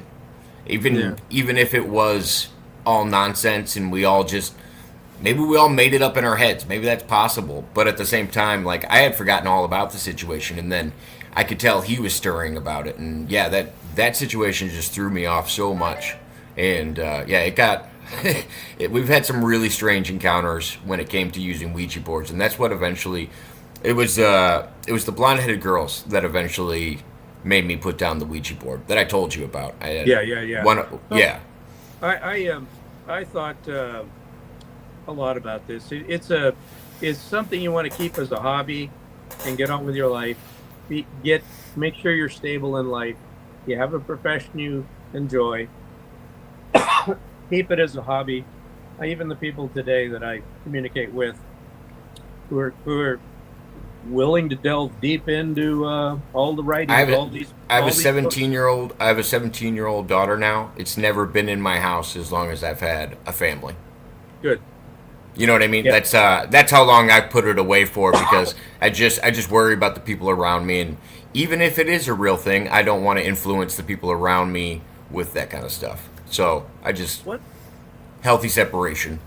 One thing I learned when even we were in Scientology, training to dodge the draft. We were doing training on ourselves in late 1970s, and we all had to do what's called the minister's course in order to become like a legitimate religion minister, which I don't feel, of course, it's like stolen valor in the field of religion. Okay, Scientology can be a spiritualism group. I think they do have to make some changes to be a religion, to be comparable to like a genuine, because like when my father passed away. And I agree with you on that, because I don't think the majority of Scientology is teaching the spirituality side. I think the majority of it is more of a self-improvement or business. Business of orgs. It's truly, Hubbard wanted his little beehive. So I consider myself mainly in my career in Scientology a cult bureaucrat training department staff member. I was mostly, and they have too many cult bureaucrats. They got too many bees in the beehive.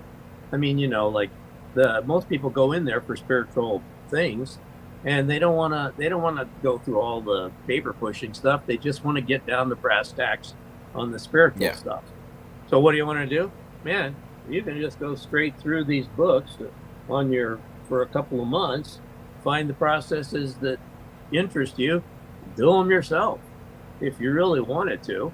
You know what I mean? You don't have to like filter everything through all the rules and regulations, which I think, and I'm an expert on all of Hubbard's own violations of his own earlier regulations. Yeah. The whole cult bureaucracy is a big violation of one of his 1950 writings. I bring that up all the time. Doesn't mean a hill of beans, because today we got this big operation, and they have the big operation.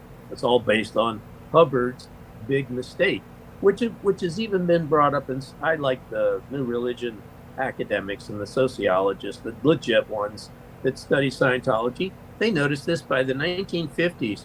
Hubbard had written enough of this, of his green rules regulations crap, which then made it look like, like you have a little boat and then you got a major boat. And once you get a major boat going, it's going to keep going. You can't stop it.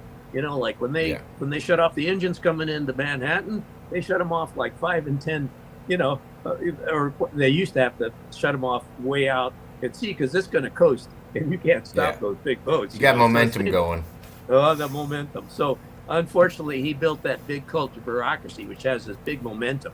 So when I tell people, I always try to tell people, just keep it as a hobby. Just, you're the boss. Don't let anybody be your boss on your study of Scientology. Maintain, you're in control of your adult education. You know what I mean? And that was one of the cautions that I received before going into Scientology.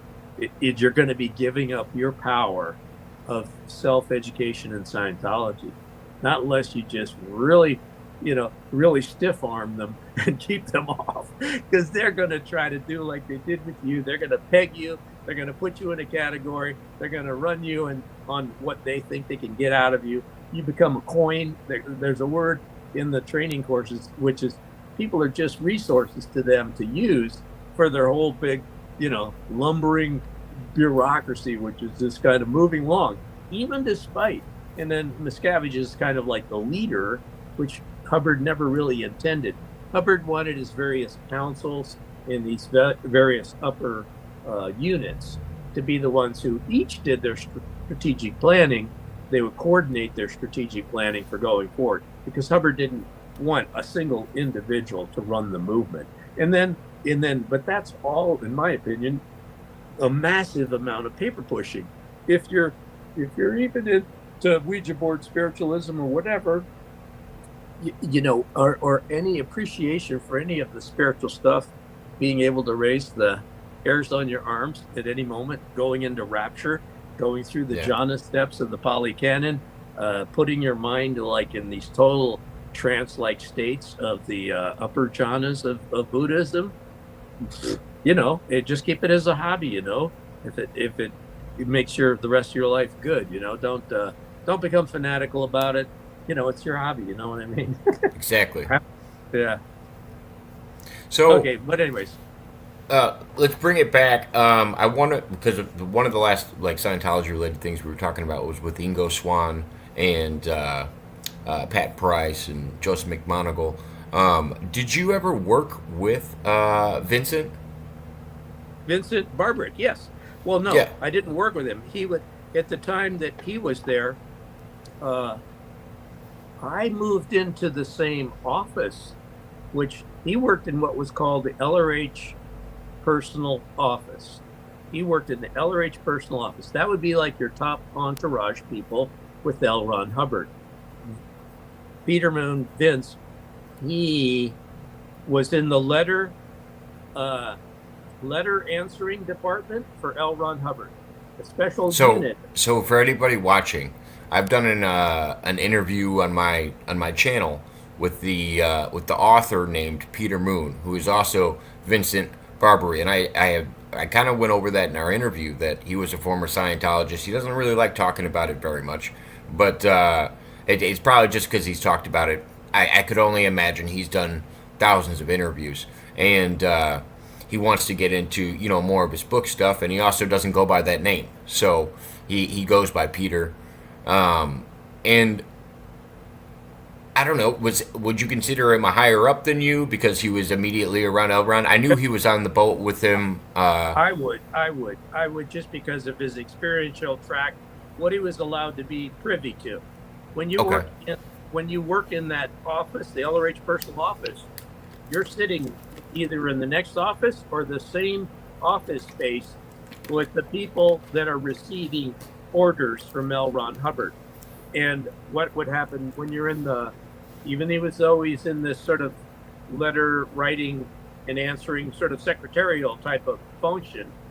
I don't know if you know, but like the kings of France, they have an entourage. The people who work in the entourage, they're scrubbing the back of the king and they're putting on the shoes of the king. So he was writing the letters and answering the letters for the king of Scientology. Okay, So is he like one of those people that would be like writing to L. Ron Hubbard's ex-wife, or doing the correspondence between that, or that a whole different group? A whole different group. The Guardian's Okay. office, the Mary Sue Hubbard team of people would figure out that kind of stuff at that time that Vince was there. At the time Vince was there, I would say the most important person around him was a lady named Vicki Livingston, who was, her position was L. Ron Hubbard Accounts. What was her name? Vicky what? Vicki Livingston, Okay. and her job was L. Ron Hubbard Accounts. She was L. Ron Hubbard's money keeper tracker person. Okay. So when before they did get tax exemption, and when the money was being moved around to keep it out of the eyes of the government, I assume that's what was going on. Yeah, and then he was on the Apollo. So, and because of where his office was physically located, because of the when you're doing letter answering for L. Ron Hubbard, it's a very high privilege. You have to be literate. You have to make your letter answer sound like it's coming from L. Ron Hubbard.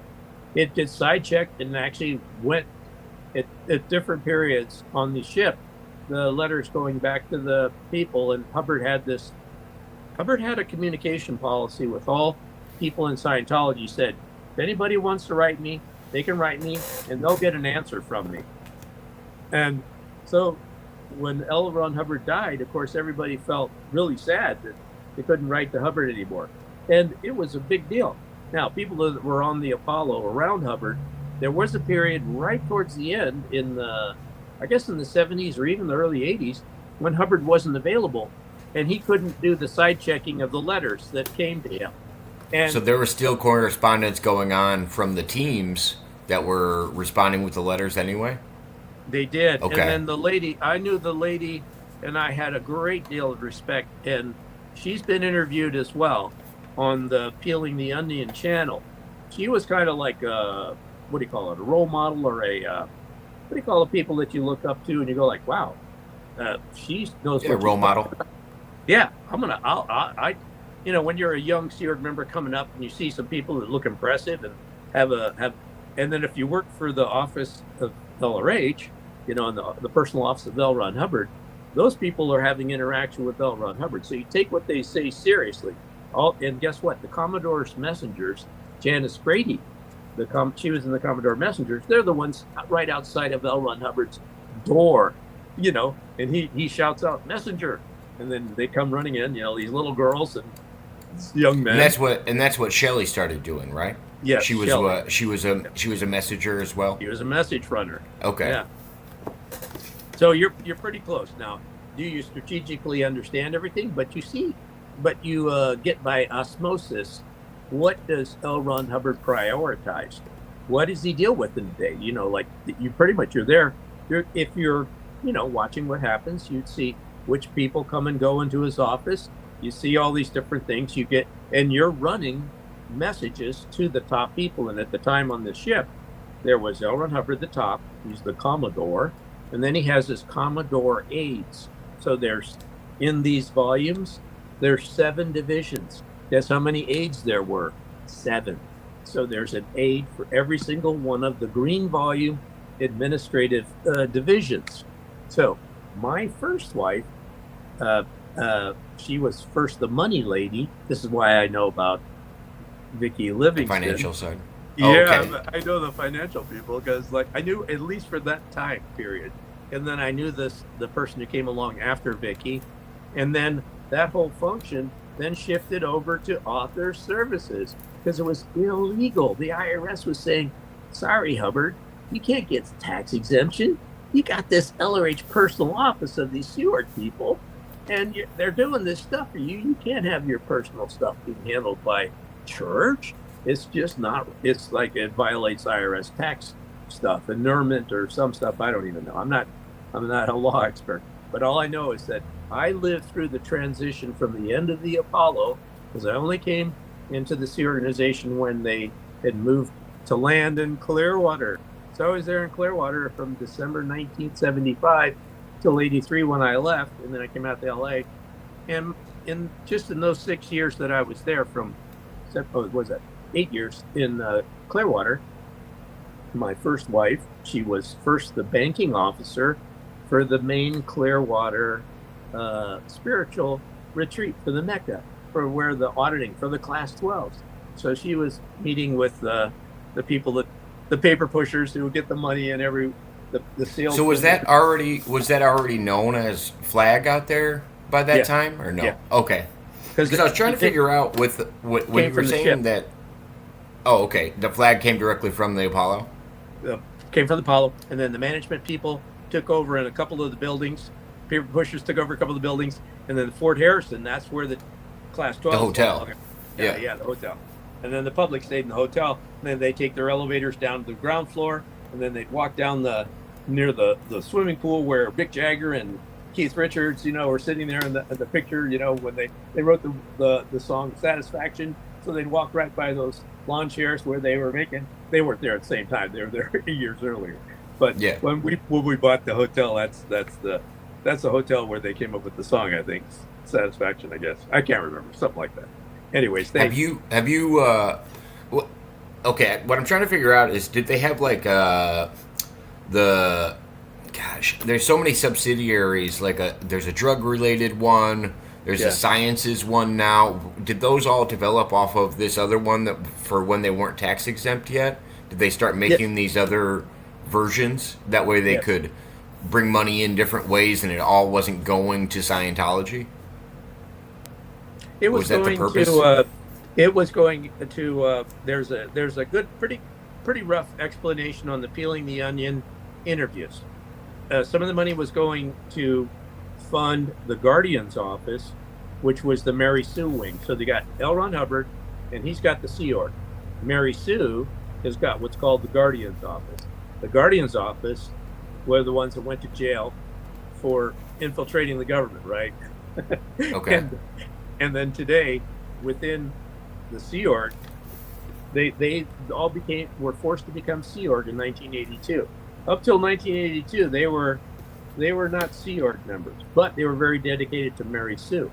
And Mary Sue, in some ways, was not as fanatical as Hubbard. She wanted the people in the Guardian's office to live normal lives. She allowed people to always take Sunday off, and if they did good, they could have Saturday and Sunday off. I mean, so she, and the Hubbard, no way. You only got one day off every 2 weeks. Yeah. So he was way more strict. But the people that were fanatically supportive of Mary Sue, they were at an equal level of fanaticism towards her. They would die for her. You know what I mean? So yeah. So it's a really funny thing. And then she was super loyal to Hubbard and bit the bullet and went to prison for him when she could have pulled him right in too. In what year did you say you left Clearwater? Was it 83? 83. And I have you? Los Angeles. I was gonna say, have you ever revisited it since then? No, but I've thought about doing it a lot. I thought I'd love to go to Clearwater and set up a little, like the little tourist shop, and it would be the Xenu swag and gift shop, and sell beach towels with the word Xenu on them and Xenu umbrellas so that when you walk by a Scientology building and their cameras are looking down on you, they have to see the word Xenu, and that word is so taboo, they have to delete it off their recordings. So I was watching. So I just went down there probably a month ago. That was the last time I was in Clearwater, and I didn't realize how much property they actually have. I'm pretty sure I walked around one of Tom Cruise's penthouses, and we were recording it. I'm pretty sure I got video footage of that. But then when you start like slowly going outside of like the main strip, like away from the Harrison Hotel, once you start getting farther away from that, they have all these different named companies, but all of the buildings are painted the exact same. They're these like soft, weird colors, and then they have just different names on them. You no longer see Scientology designs on them. They have all of a sudden you're it's like the drug related ones, it's the science related ones, and you can it's so strange. Like, I didn't realize how much they actually own in Clearwater, and I don't even know if you could even set up shop out there nowadays. Honestly, me just with a camera was such a big deal walking around. Like, you, I remember walking by one door. They saw me pass with a camera. The door was wide open with a welcome sign in it. By the time I came and turned back this way, the doors were swung shut, and I could hear a button lock. And all of a sudden, the door's locked. The sign's back inside. They closed things up immediately. It was so weird watching it happen. And I was like, oh, okay. They're just very, very private. And then they'll have people have concerts like on the beach out there because they don't own the actual beach venue there, I guess. And they'll have concerts that are from outside of Scientology, and it's weird because everybody's got to drive through that to get through the concerts, and it's like right between the flag organization, and then you'll have like this fenced in gate next to you with fake ivy all over it, and it's just such a strange surrounding. Everything just looks so, I don't know, it looks so fake, and I don't even know how to, and everything's a facade. I'd peek in windows, and then all of a sudden the curtains would go closed real quick, and it was the weirdest thing I've ever encountered when it came to just having a camera outside in a public street. And a lot of people say the police don't really respond to a lot depending on where it's at in Clearwater. And I don't know if they're in the pockets of the police or how that works or how much control they actually have in the area. It's kind of creepy. That's why it would be interesting to see somebody like you's perspective, who was there when the Apollo first came to shore, and how much has changed since then. Because you'd be a good walk around interview, like walking through town and being like, well, this used to look like this. They didn't own it this far, and all of a sudden now they own 94% of the town or something like that. It's not 94, but they still what was that? I've given a lot of thought and some long-range advice to the citizens. It's very difficult to get the message across. Patience. I think the new religious academics, the ones who say that the change which a sort of one of these cultishly, I mean, a normal person knows what cult means.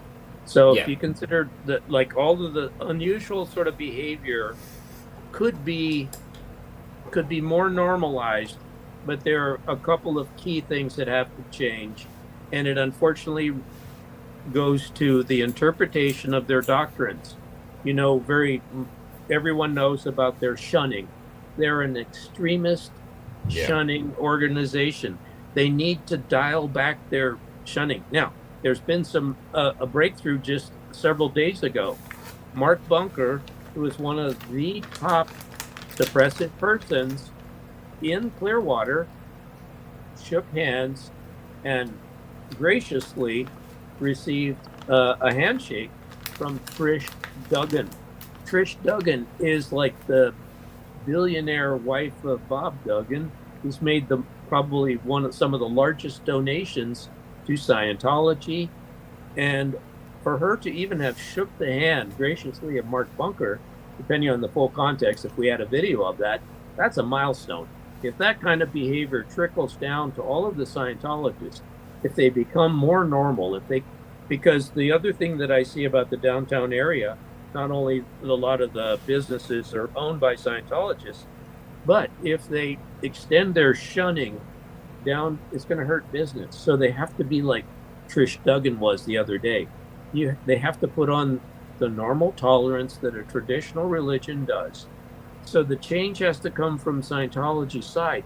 But how do we as citizens ask a religion that's acting too culty to be more normal, come out and offer us some free pizza, make friends with us, like... It's weird that they can't figure that out internally, No. like like the separation of families doesn't look good from an outsider's perspective. Yeah. Not letting parents raise their own kids looks weird from an outsider's perspective. Or when somebody becomes an SP or a suppressive person, they can't to have their family be forced to write things on, about them that they can no longer communicate, or I don't know. I think they could do it in a way where they would no longer look as much like a cult. I mean, you might look like a pyramid scheme still, as long as you're still collecting money the same way. Yeah. I And mean, you can but do, I consider and you can it do woo. that. You can do your woo spiritualism. You can do your exorcism, because Flag is the top exorcism location on planet Earth. There's more exorcism of ghosts that goes on in Clearwater than anywhere in the history. That's of because the planet Catholic Earth. Church took a break on it. That's because the Catholic Church No, took a break. they don't do high volume. On the OT7, and there's OT3, 4, 5, 6, and 7. On OT7, Okay. you're doing high volume exorcism for at least 2 years. So every day you're popping off like 30 to 100 ghosts. You're freeing hundreds of thousands of ghosts by the time you get up to OT7. So Well, is that because the understanding is each Phaeton that you're holding on to is a spirit? no, it's holding on to you, and you have to. But I'm discover saying, it. is it like, because when we think of exorcism outside of Scientology, what you think of is Yeah. somebody's possessed Yeah. by a spirit, not Yeah, evil spirit. millions of or hundreds of thousands of them are all over me. That's a whole different type of exorcism in the Yeah. eyes of what is an exorcism. Good, and that is truly true, and that you're absolutely right. In fact, that's why I like talking to someone like you, because you understand that. So it's a lot easier to talk to normal people who have some kind of spiritualism background. I have found since leaving Scientology, I've been out since 2003. I've had my best conversations with people that are mediums, people that read minds, that do have the little palm readers and stuff like that. They have a better understanding of Scientology than average citizens. Yeah. Well, it's because I can't think of anything else that would draw you into Scientology besides the little bit of spiritual stuff that sounds interesting. I don't know what else would bring you in. Like, if you're that messed up, I don't think spending all of your money to get this self-help book is going to be faster than buying any other self-help book that you can get for free. That was a big mistake. I think all of these intro, they're called the introductory dissemination routes of Scientology. They aren't going to work. They're not the right people. You don't want people like that. You want people already that believe in past lives and future lives, that already are open to that and open to the idea of spirits, and then even of different kinds of ghosts, because the ghosts which you do your exorcism on in Scientology are ones that are all in a deep amnesia trance, and you have to kind of wake them up, and then you wake them up, and then you do your telepathic therapy with them, and you free them, and then they leave you alone. And if they were leaking any of their engrams onto you, you don't have those engrams anymore, because Scientology believes you have two levels of the case: your own past life engramic case, and then you have the case which your crusted souls are leaking onto you. And what you do is you free all those off of you, and then while you free them, their case is supposed to go off of them. So then none of their case, their engramic case, is hitting you. So that's why I look at it today when I studied the Pali Canon, when they have 30 or so levels of gods above the human state, and that and then when you get into the details of L. Ron Hubbard's, the final moments of his life, of telling the man that was at the ranch with him that he planned to go circle a star as a pure soul. In other words, he would eject out of the body as he died as a soul, and then he would consciously run in a circle or an oval pattern around the star as soul rejuvenation for a pure soul. And that was one of the out of the body processes. I showed you that books of all the thousands and thousands of commands. Yeah. Well, at Clearwater today, in their big new building, the Flag building, they have a whole floor where a human being runs around in a circle, and that mimics the process that is done They in have our a person. Yes, They have a person pure- constantly running around in a circle. Well, you do it within the confines of not harming your human body, but you Gotcha. do it, and it's supposed to put you in that. It's supposed to key you out of Oh, you're supposed to do it as a trans like state. yeah until the whatever your because remember your engrams cause certain types of mental pictures to be half restimulated and supposedly active on you. So you can do the running in circles. It's called the running in cause resurgence rundown. That's its new Okay. name, but it used to be just called the running programs. I like to call it the running in circles program because that makes fun of it a little bit, because it's running in circles. But a lot of people have like the second wind. You run if you run a lot. Eventually, sometimes you'll have a second wind phenomena. I've had that before I got into Scientology. I always It reminded me of like a rocking, like meditative state that I've seen people in, Yeah. where they're just kind of like, trying to. I don't know why people do it, but Mud Rabbit had something interesting. She brought up Leah Remedy, and that's actually what always reminds me of the Thetan story. Did you say she reached OT level 3? Is that where that you hear about Thetans and they explain Yeah. that to you?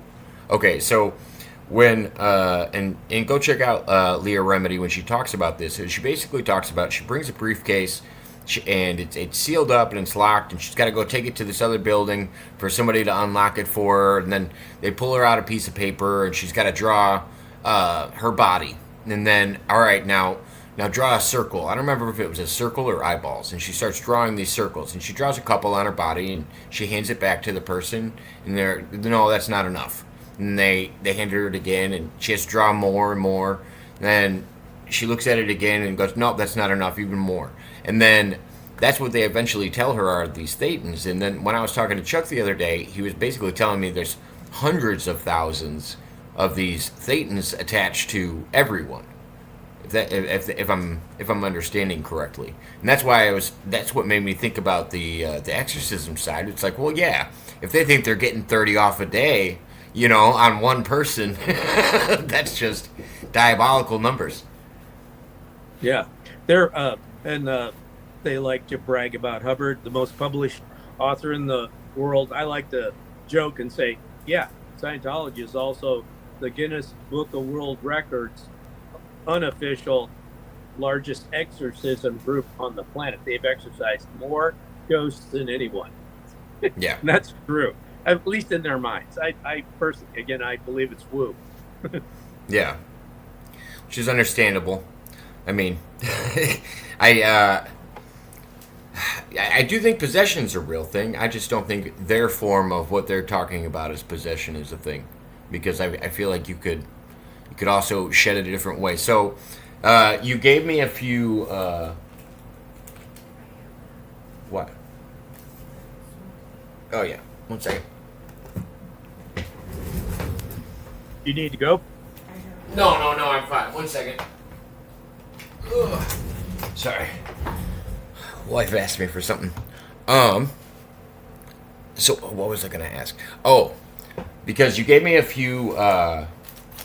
You called them ripcord words, and I think it would be a fun thing to talk about to close this up. Because I would love to do a part 2 with you, but I want to end it at like a decent time, and then depending on the feedback we get on this one, then we can do kind of a follow up one. Because I do want to go over a lot of because the fact that you call yourself an atheist Buddhist is interesting to me, and I like how you talk about Buddhism, and I would like to get into that more. But tell us, in case people haven't seen South Park, what is the story of the name that you have across your shirt there? What's the Xenu. story of Xenu that we need to know about? Can you see the whole thing? This I is can the just mess- see the Xenu part. Xenu caused the wall of fire. If you can remember that is your ripcord sentence. I put the ripcord sentence on. I have a lot of T-shirts that say this because this is your ripcord get out of jail Scientology card phrase. So I'll explain it. So Xenu's the space alien from the Markab Confederacy, which is outer space. There actually is a star out there. It's called Markab. And there's a bunch of other stars around there. And then there's, I don't know how many planets out there. Now, this is what L. Ron Hubbard thinks. L. Ron Hubbard was a science fiction guy, right?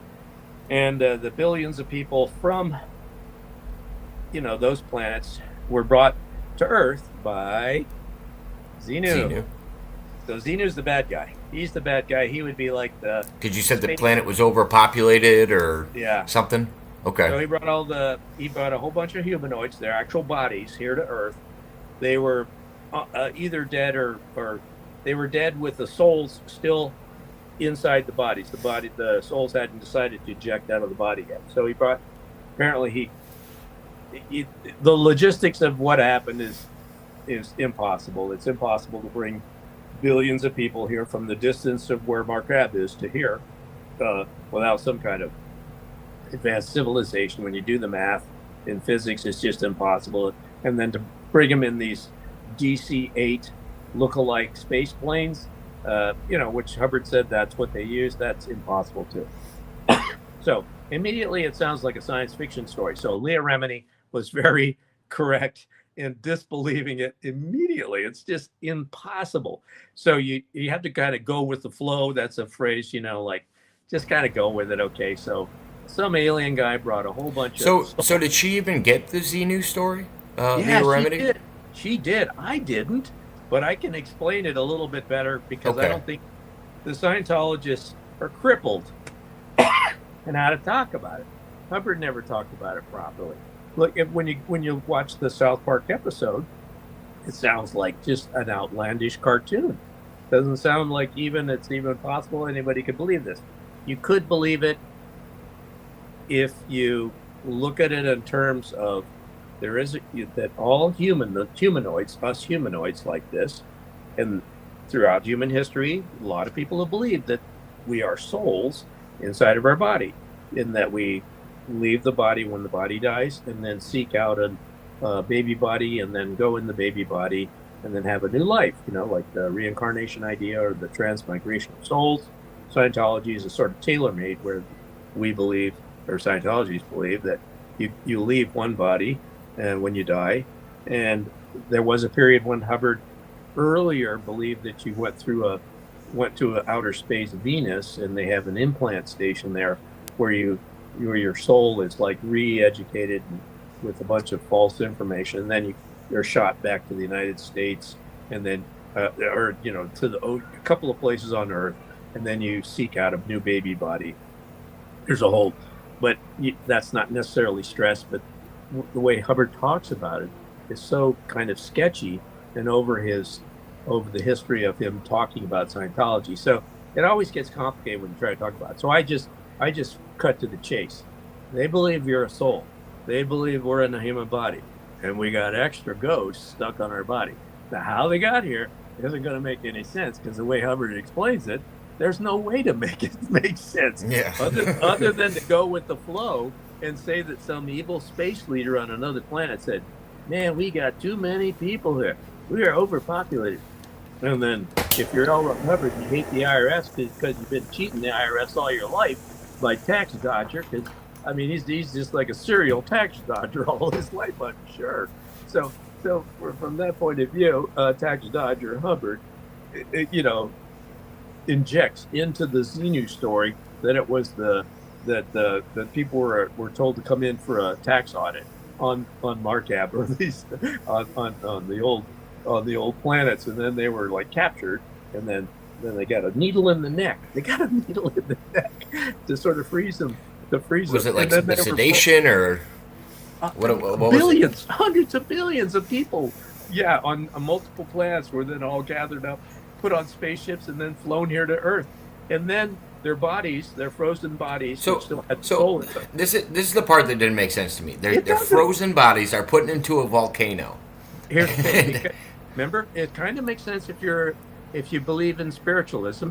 Like, some ghosts will hang around their grave where their body was.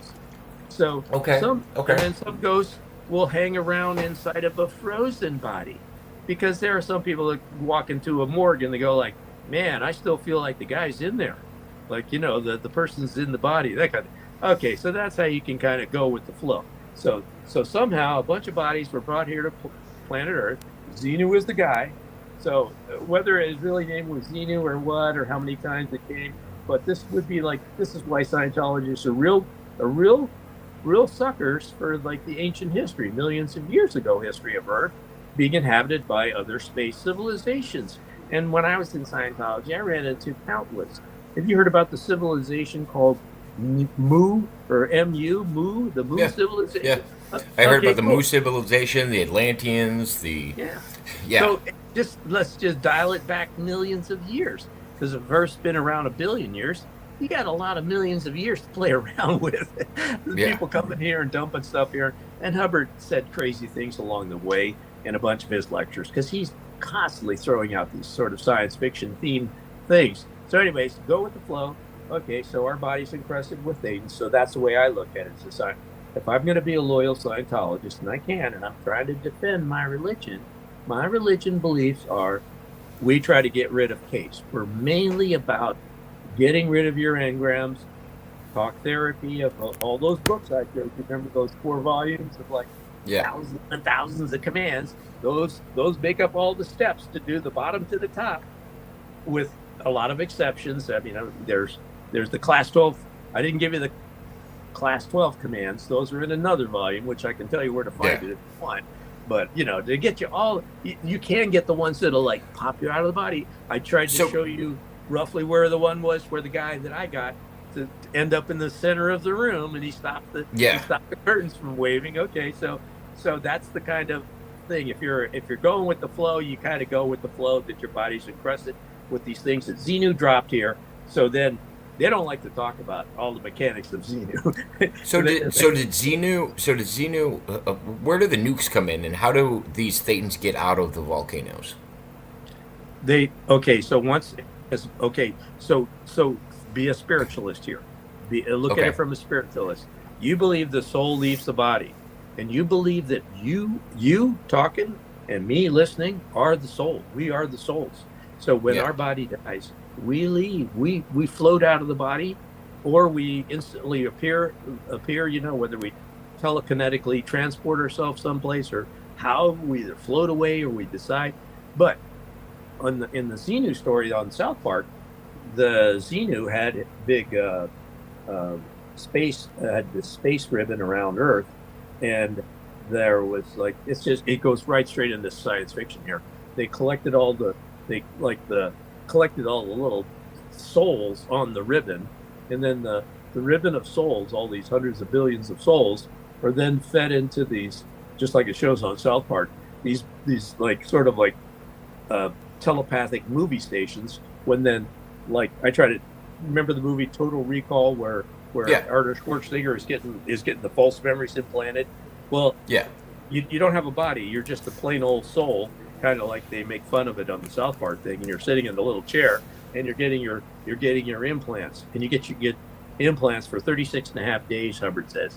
Who knows whether it was like however long it was. You get implanted until you're like really dumb, and then those souls kind of like float around like little sperms, but they can't leave Earth's atmosphere. They're still here. And then as evolution occurs and human body form, they're dumb enough that, a lot of the souls cluster into clusters, and then they go down, and then they get stuck on human form. So it kind of made me wonder if Scientologists are scared to be around volcanoes because they might pick up more Thetans from just being in the vicinity of volcanoes. Like I don't know how that works. He said something very similar during one of the classes on the Apollo, when he's lecturing the highest level practitioners of Scientology, and one of them drops something. He says, don't worry about it. I'm talking about really spooky, suppressive stuff, and bad stuff happened on the island where he discovered the secrets, which is I forget what the name of that, Madeira. It's one of the Portuguese islands near the Canary Islands, south of the Azores in the Atlantic Ocean. off the coast of Portugal. I think it was at Madeira, was where he supposedly discovered the Xenu story, and then that that Xenu brought all the humanoids here, mass murdered them.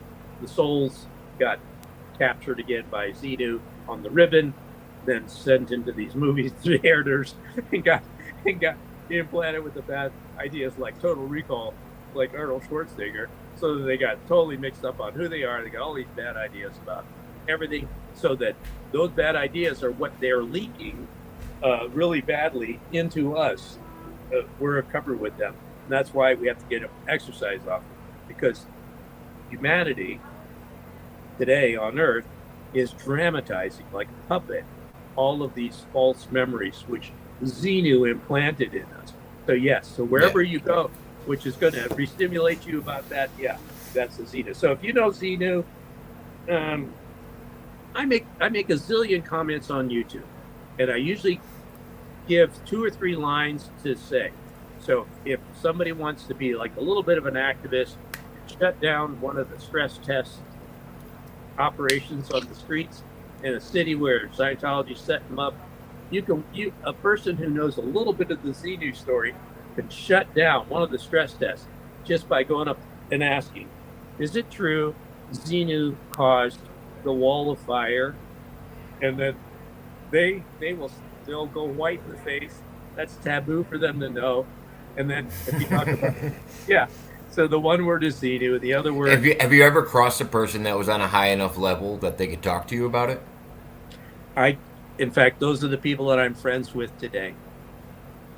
The Okay. ones who have quit, who will talk about it. Because in case anybody outside of perspective, basically, depending on your ranking in Scientology, your OT level in Scientology, they can't talk to people that are lower than them about higher up things, and higher up people can't talk to them about lower things because it would destroy their mind. It would blow their mind, basically.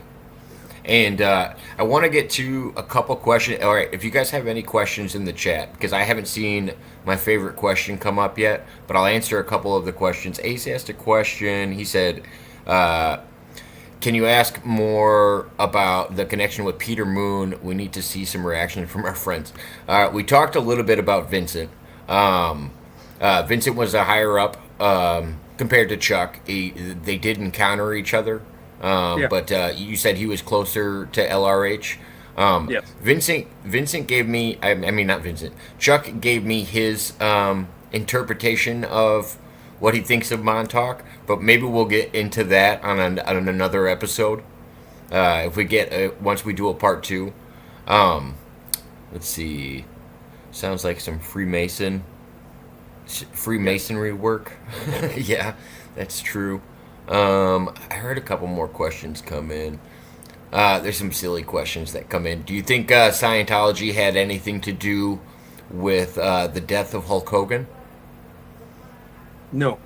No? I don't. No. Wait. There are some exceptions. There's always important things. There are people that consider themselves Scientologists for very brief periods, who then go on to do heinous, all-time bad stuff. For instance, we talked about, what's his name, Manson. There's no question that he did some of the sit down, like grabbed a couple Scientology books, and then was running back and forth, playing the quack therapist of Dianetics or Scientology with another inmate. And they'd go back and forth, and they'd run some of this stuff. They'd read the Hubbard books, because the Hubbard books are really, I mean, I tried to give you just the introductory level books. There's even more crazy books of Hubbard's about the thought wave, high frequency wave stuff and stuff like that. You get into that, and then you will get some people that are kind of what I would consider what the modern Scientology, official Scientology, considers flaky Scientologists. And so, was there a bunch of flaky Scientologists in Hulk Hogan's life? I rely on the police. I have total respect for the police. At the end of he actually got close to Scientology towards the end of his life, is why people are actually speculating on it. And it's also probably because he's in the Florida area, grew up in the Florida area. So Florida, I assume that's the Yeah, he's very much a Florida man. Um, and then earlier when we were talking about the out of body 3D 360 look at yourself, somebody put 3D versus 3D vision versus 2D vision. Yeah. And make sure I didn't miss anything else. Because then I'm going to ask my closing question, because I asked you this on the phone the other day and you gave me a very surprising answer. What do you think? Do you think Shelley Miscavige is still alive? Yes, of course she's alive. Absolutely. Yeah. And why do you now, think that? I mean, I think I respect lawyers, police officers, government, FBI agents, the hardworking. I'm a old fuddy-duddy. Gradually, that's what I evolved into in late in life. I believe when she passes away, if the Scientology private eyes that are working for their attorneys don't erase her records of death, that there will be records in California, somewhere in the vicinity of the archives base, which is at Twin Peaks. I forget what the exact name. Rim of the World Street up there, up above. What's the city there? Is it? I forget what the name of that city in California is, but it's near the international base. It's a couple hours away. Anyways, there'll be records when she actually passes away. I believe in just legitimate way the society works. There'll be records of it. It's not going to be hidden. I don't think that Scientology is going to kill her or take her some else place. Well, I also thought it was interesting that you told me that she has a grateful impact when it comes to Scientology. She's not just meant to be David Miscavige's arm candy. She actually has a more significant role than just being Absolutely. the wife of the current, person in charge. Yeah, I told you what my jobs were. In my last final years, I worked in the Author Services branch. Guess who were the two top people at Author Services branch who had just left the Author Services branch, but were the two top people? David Miscavige and Shelley. They had computer logins. Their names were COB ASI. That was Miscavige. Shelley was COB ASI assistant. So she was, and then they were the only two people that were higher than Norman Starkey and higher than virtually everyone at Author Services. And even when they left, they still retained their computer privileges to the full Author Services computer system. And there's a few other paper pusher details. I removed all of the L. Ron Hubbard communication to David Miscavige off of the ASI computer and transported it myself personally in a standalone little custom computer up to the international base in the office, 2 offices away from Miscavige's office were the computer server room, and I gave it to the computer operations officer at the international base, who I was at that level of the top computer operations officer, the only one privileged besides Shelley Miscavige and David Miscavige to go into the computer system if they wished. So at Author Services, but the power had long shifted back to where Claire Headley was. The RTC power was in her and the offices at that particular set of buildings that she was in the later set of buildings that are up there at the Interbase where Miscavige is today. Now Shelley, I believe if Shelley had my brain in her brain and she had access to virtually all of the top writings, final writings, private writings of Hubbard, she would be faithful to Hubbard's wishes. When you're at the tippy top level, your loyalty is the most important characteristic. You are loyal to the death. You're a keeping Scientology fanatic way above Tom Miscavige. Tom Cruise. Yeah, So yeah. Tom Well, Cruise and just thinking back to that, she was around him as a child. She was Yeah. running messages for him. She was one of the closest people to him in my eyes. Like I've seen the people that are still around Scientology or at that high of a level, and I was like, I couldn't imagine why they would just get rid of her. And it's not like David Miscavige is getting married again or anything. He doesn't have another wife around. Like Every communication with the pilot that went Trementina and Matt and every other of the couples that are at the other vault sites, there's very few people that are even allowed to know about what's going on at all those places. Guess who's one of those people? Shelley. Shelley knows about the Holy Grail stuff. She's working at the Holy Grail headquarters. So to me, if you're totally in the know of everything L. Ron Hubbard ever plopped on Earth, she's at the tippy top cherry place of the top plopping Holy Grail stuff of Scientology. And you can't really get more dedicated. And I do believe she's probably more dedicated to L. Ron Hubbard than she is to Miscavige. But Miscavige is the boss, so she'll, of course, do what he says. And there's a particular writing, a very famous writing, which I mentioned on the chat sites, over and over and over. And it doesn't really sink in. I mean, if you're at this level of sort of fanatical dedication and loyalty to Hubbard, you should take to heart, like a robot, a brainwashed robot, what he says. And what he says there is when you're, and Shelley's more in what's called the Manuela job position to Miscavige, who is in the Bolivar position. So she has to always be, she's going to be the Manuela role in the same way that Mary Sue Hubbard was to L. Ron Hubbard. So the top power couple of all time, of course, is L. Ron Hubbard and Mary Sue.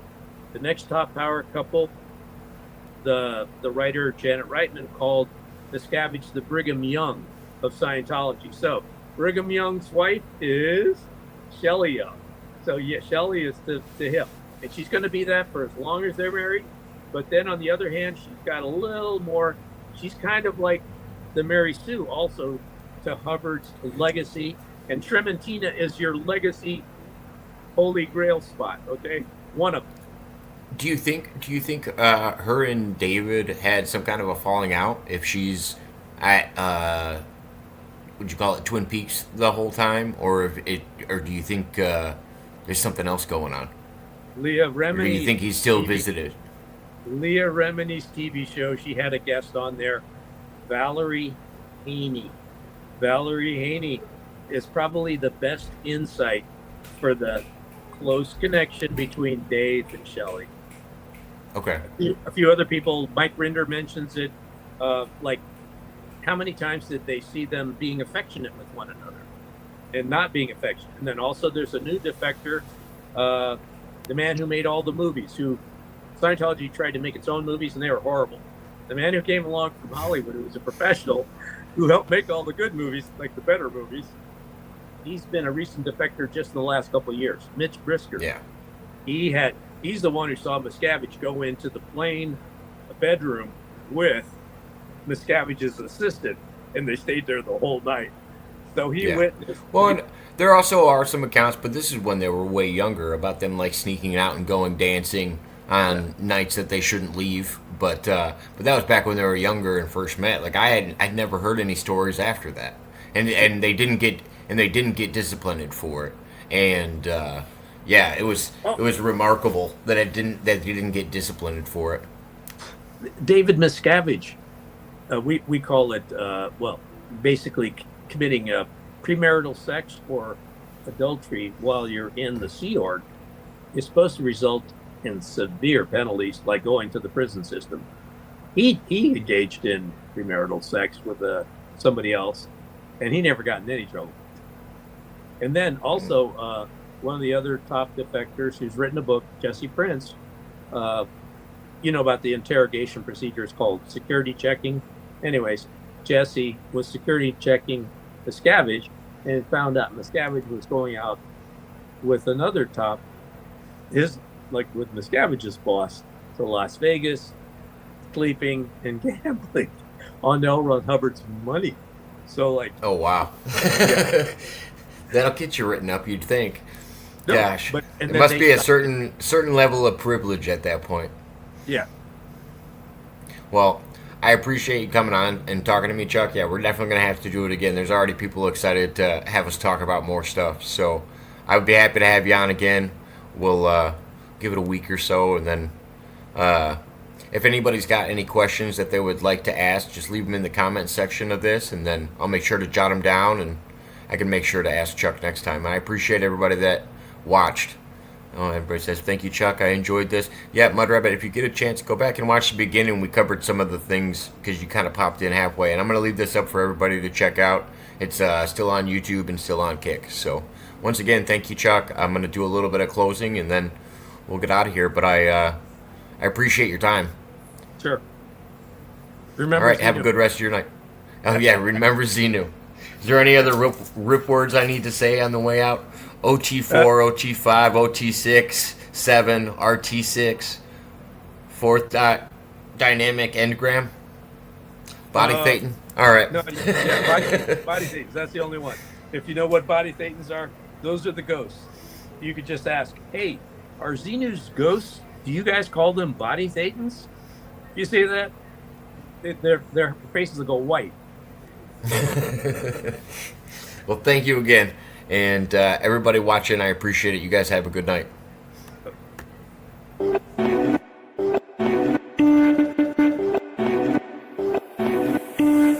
Dance. Dance. Dance. This is for all you lovers out there. Dance. History is going to change. Like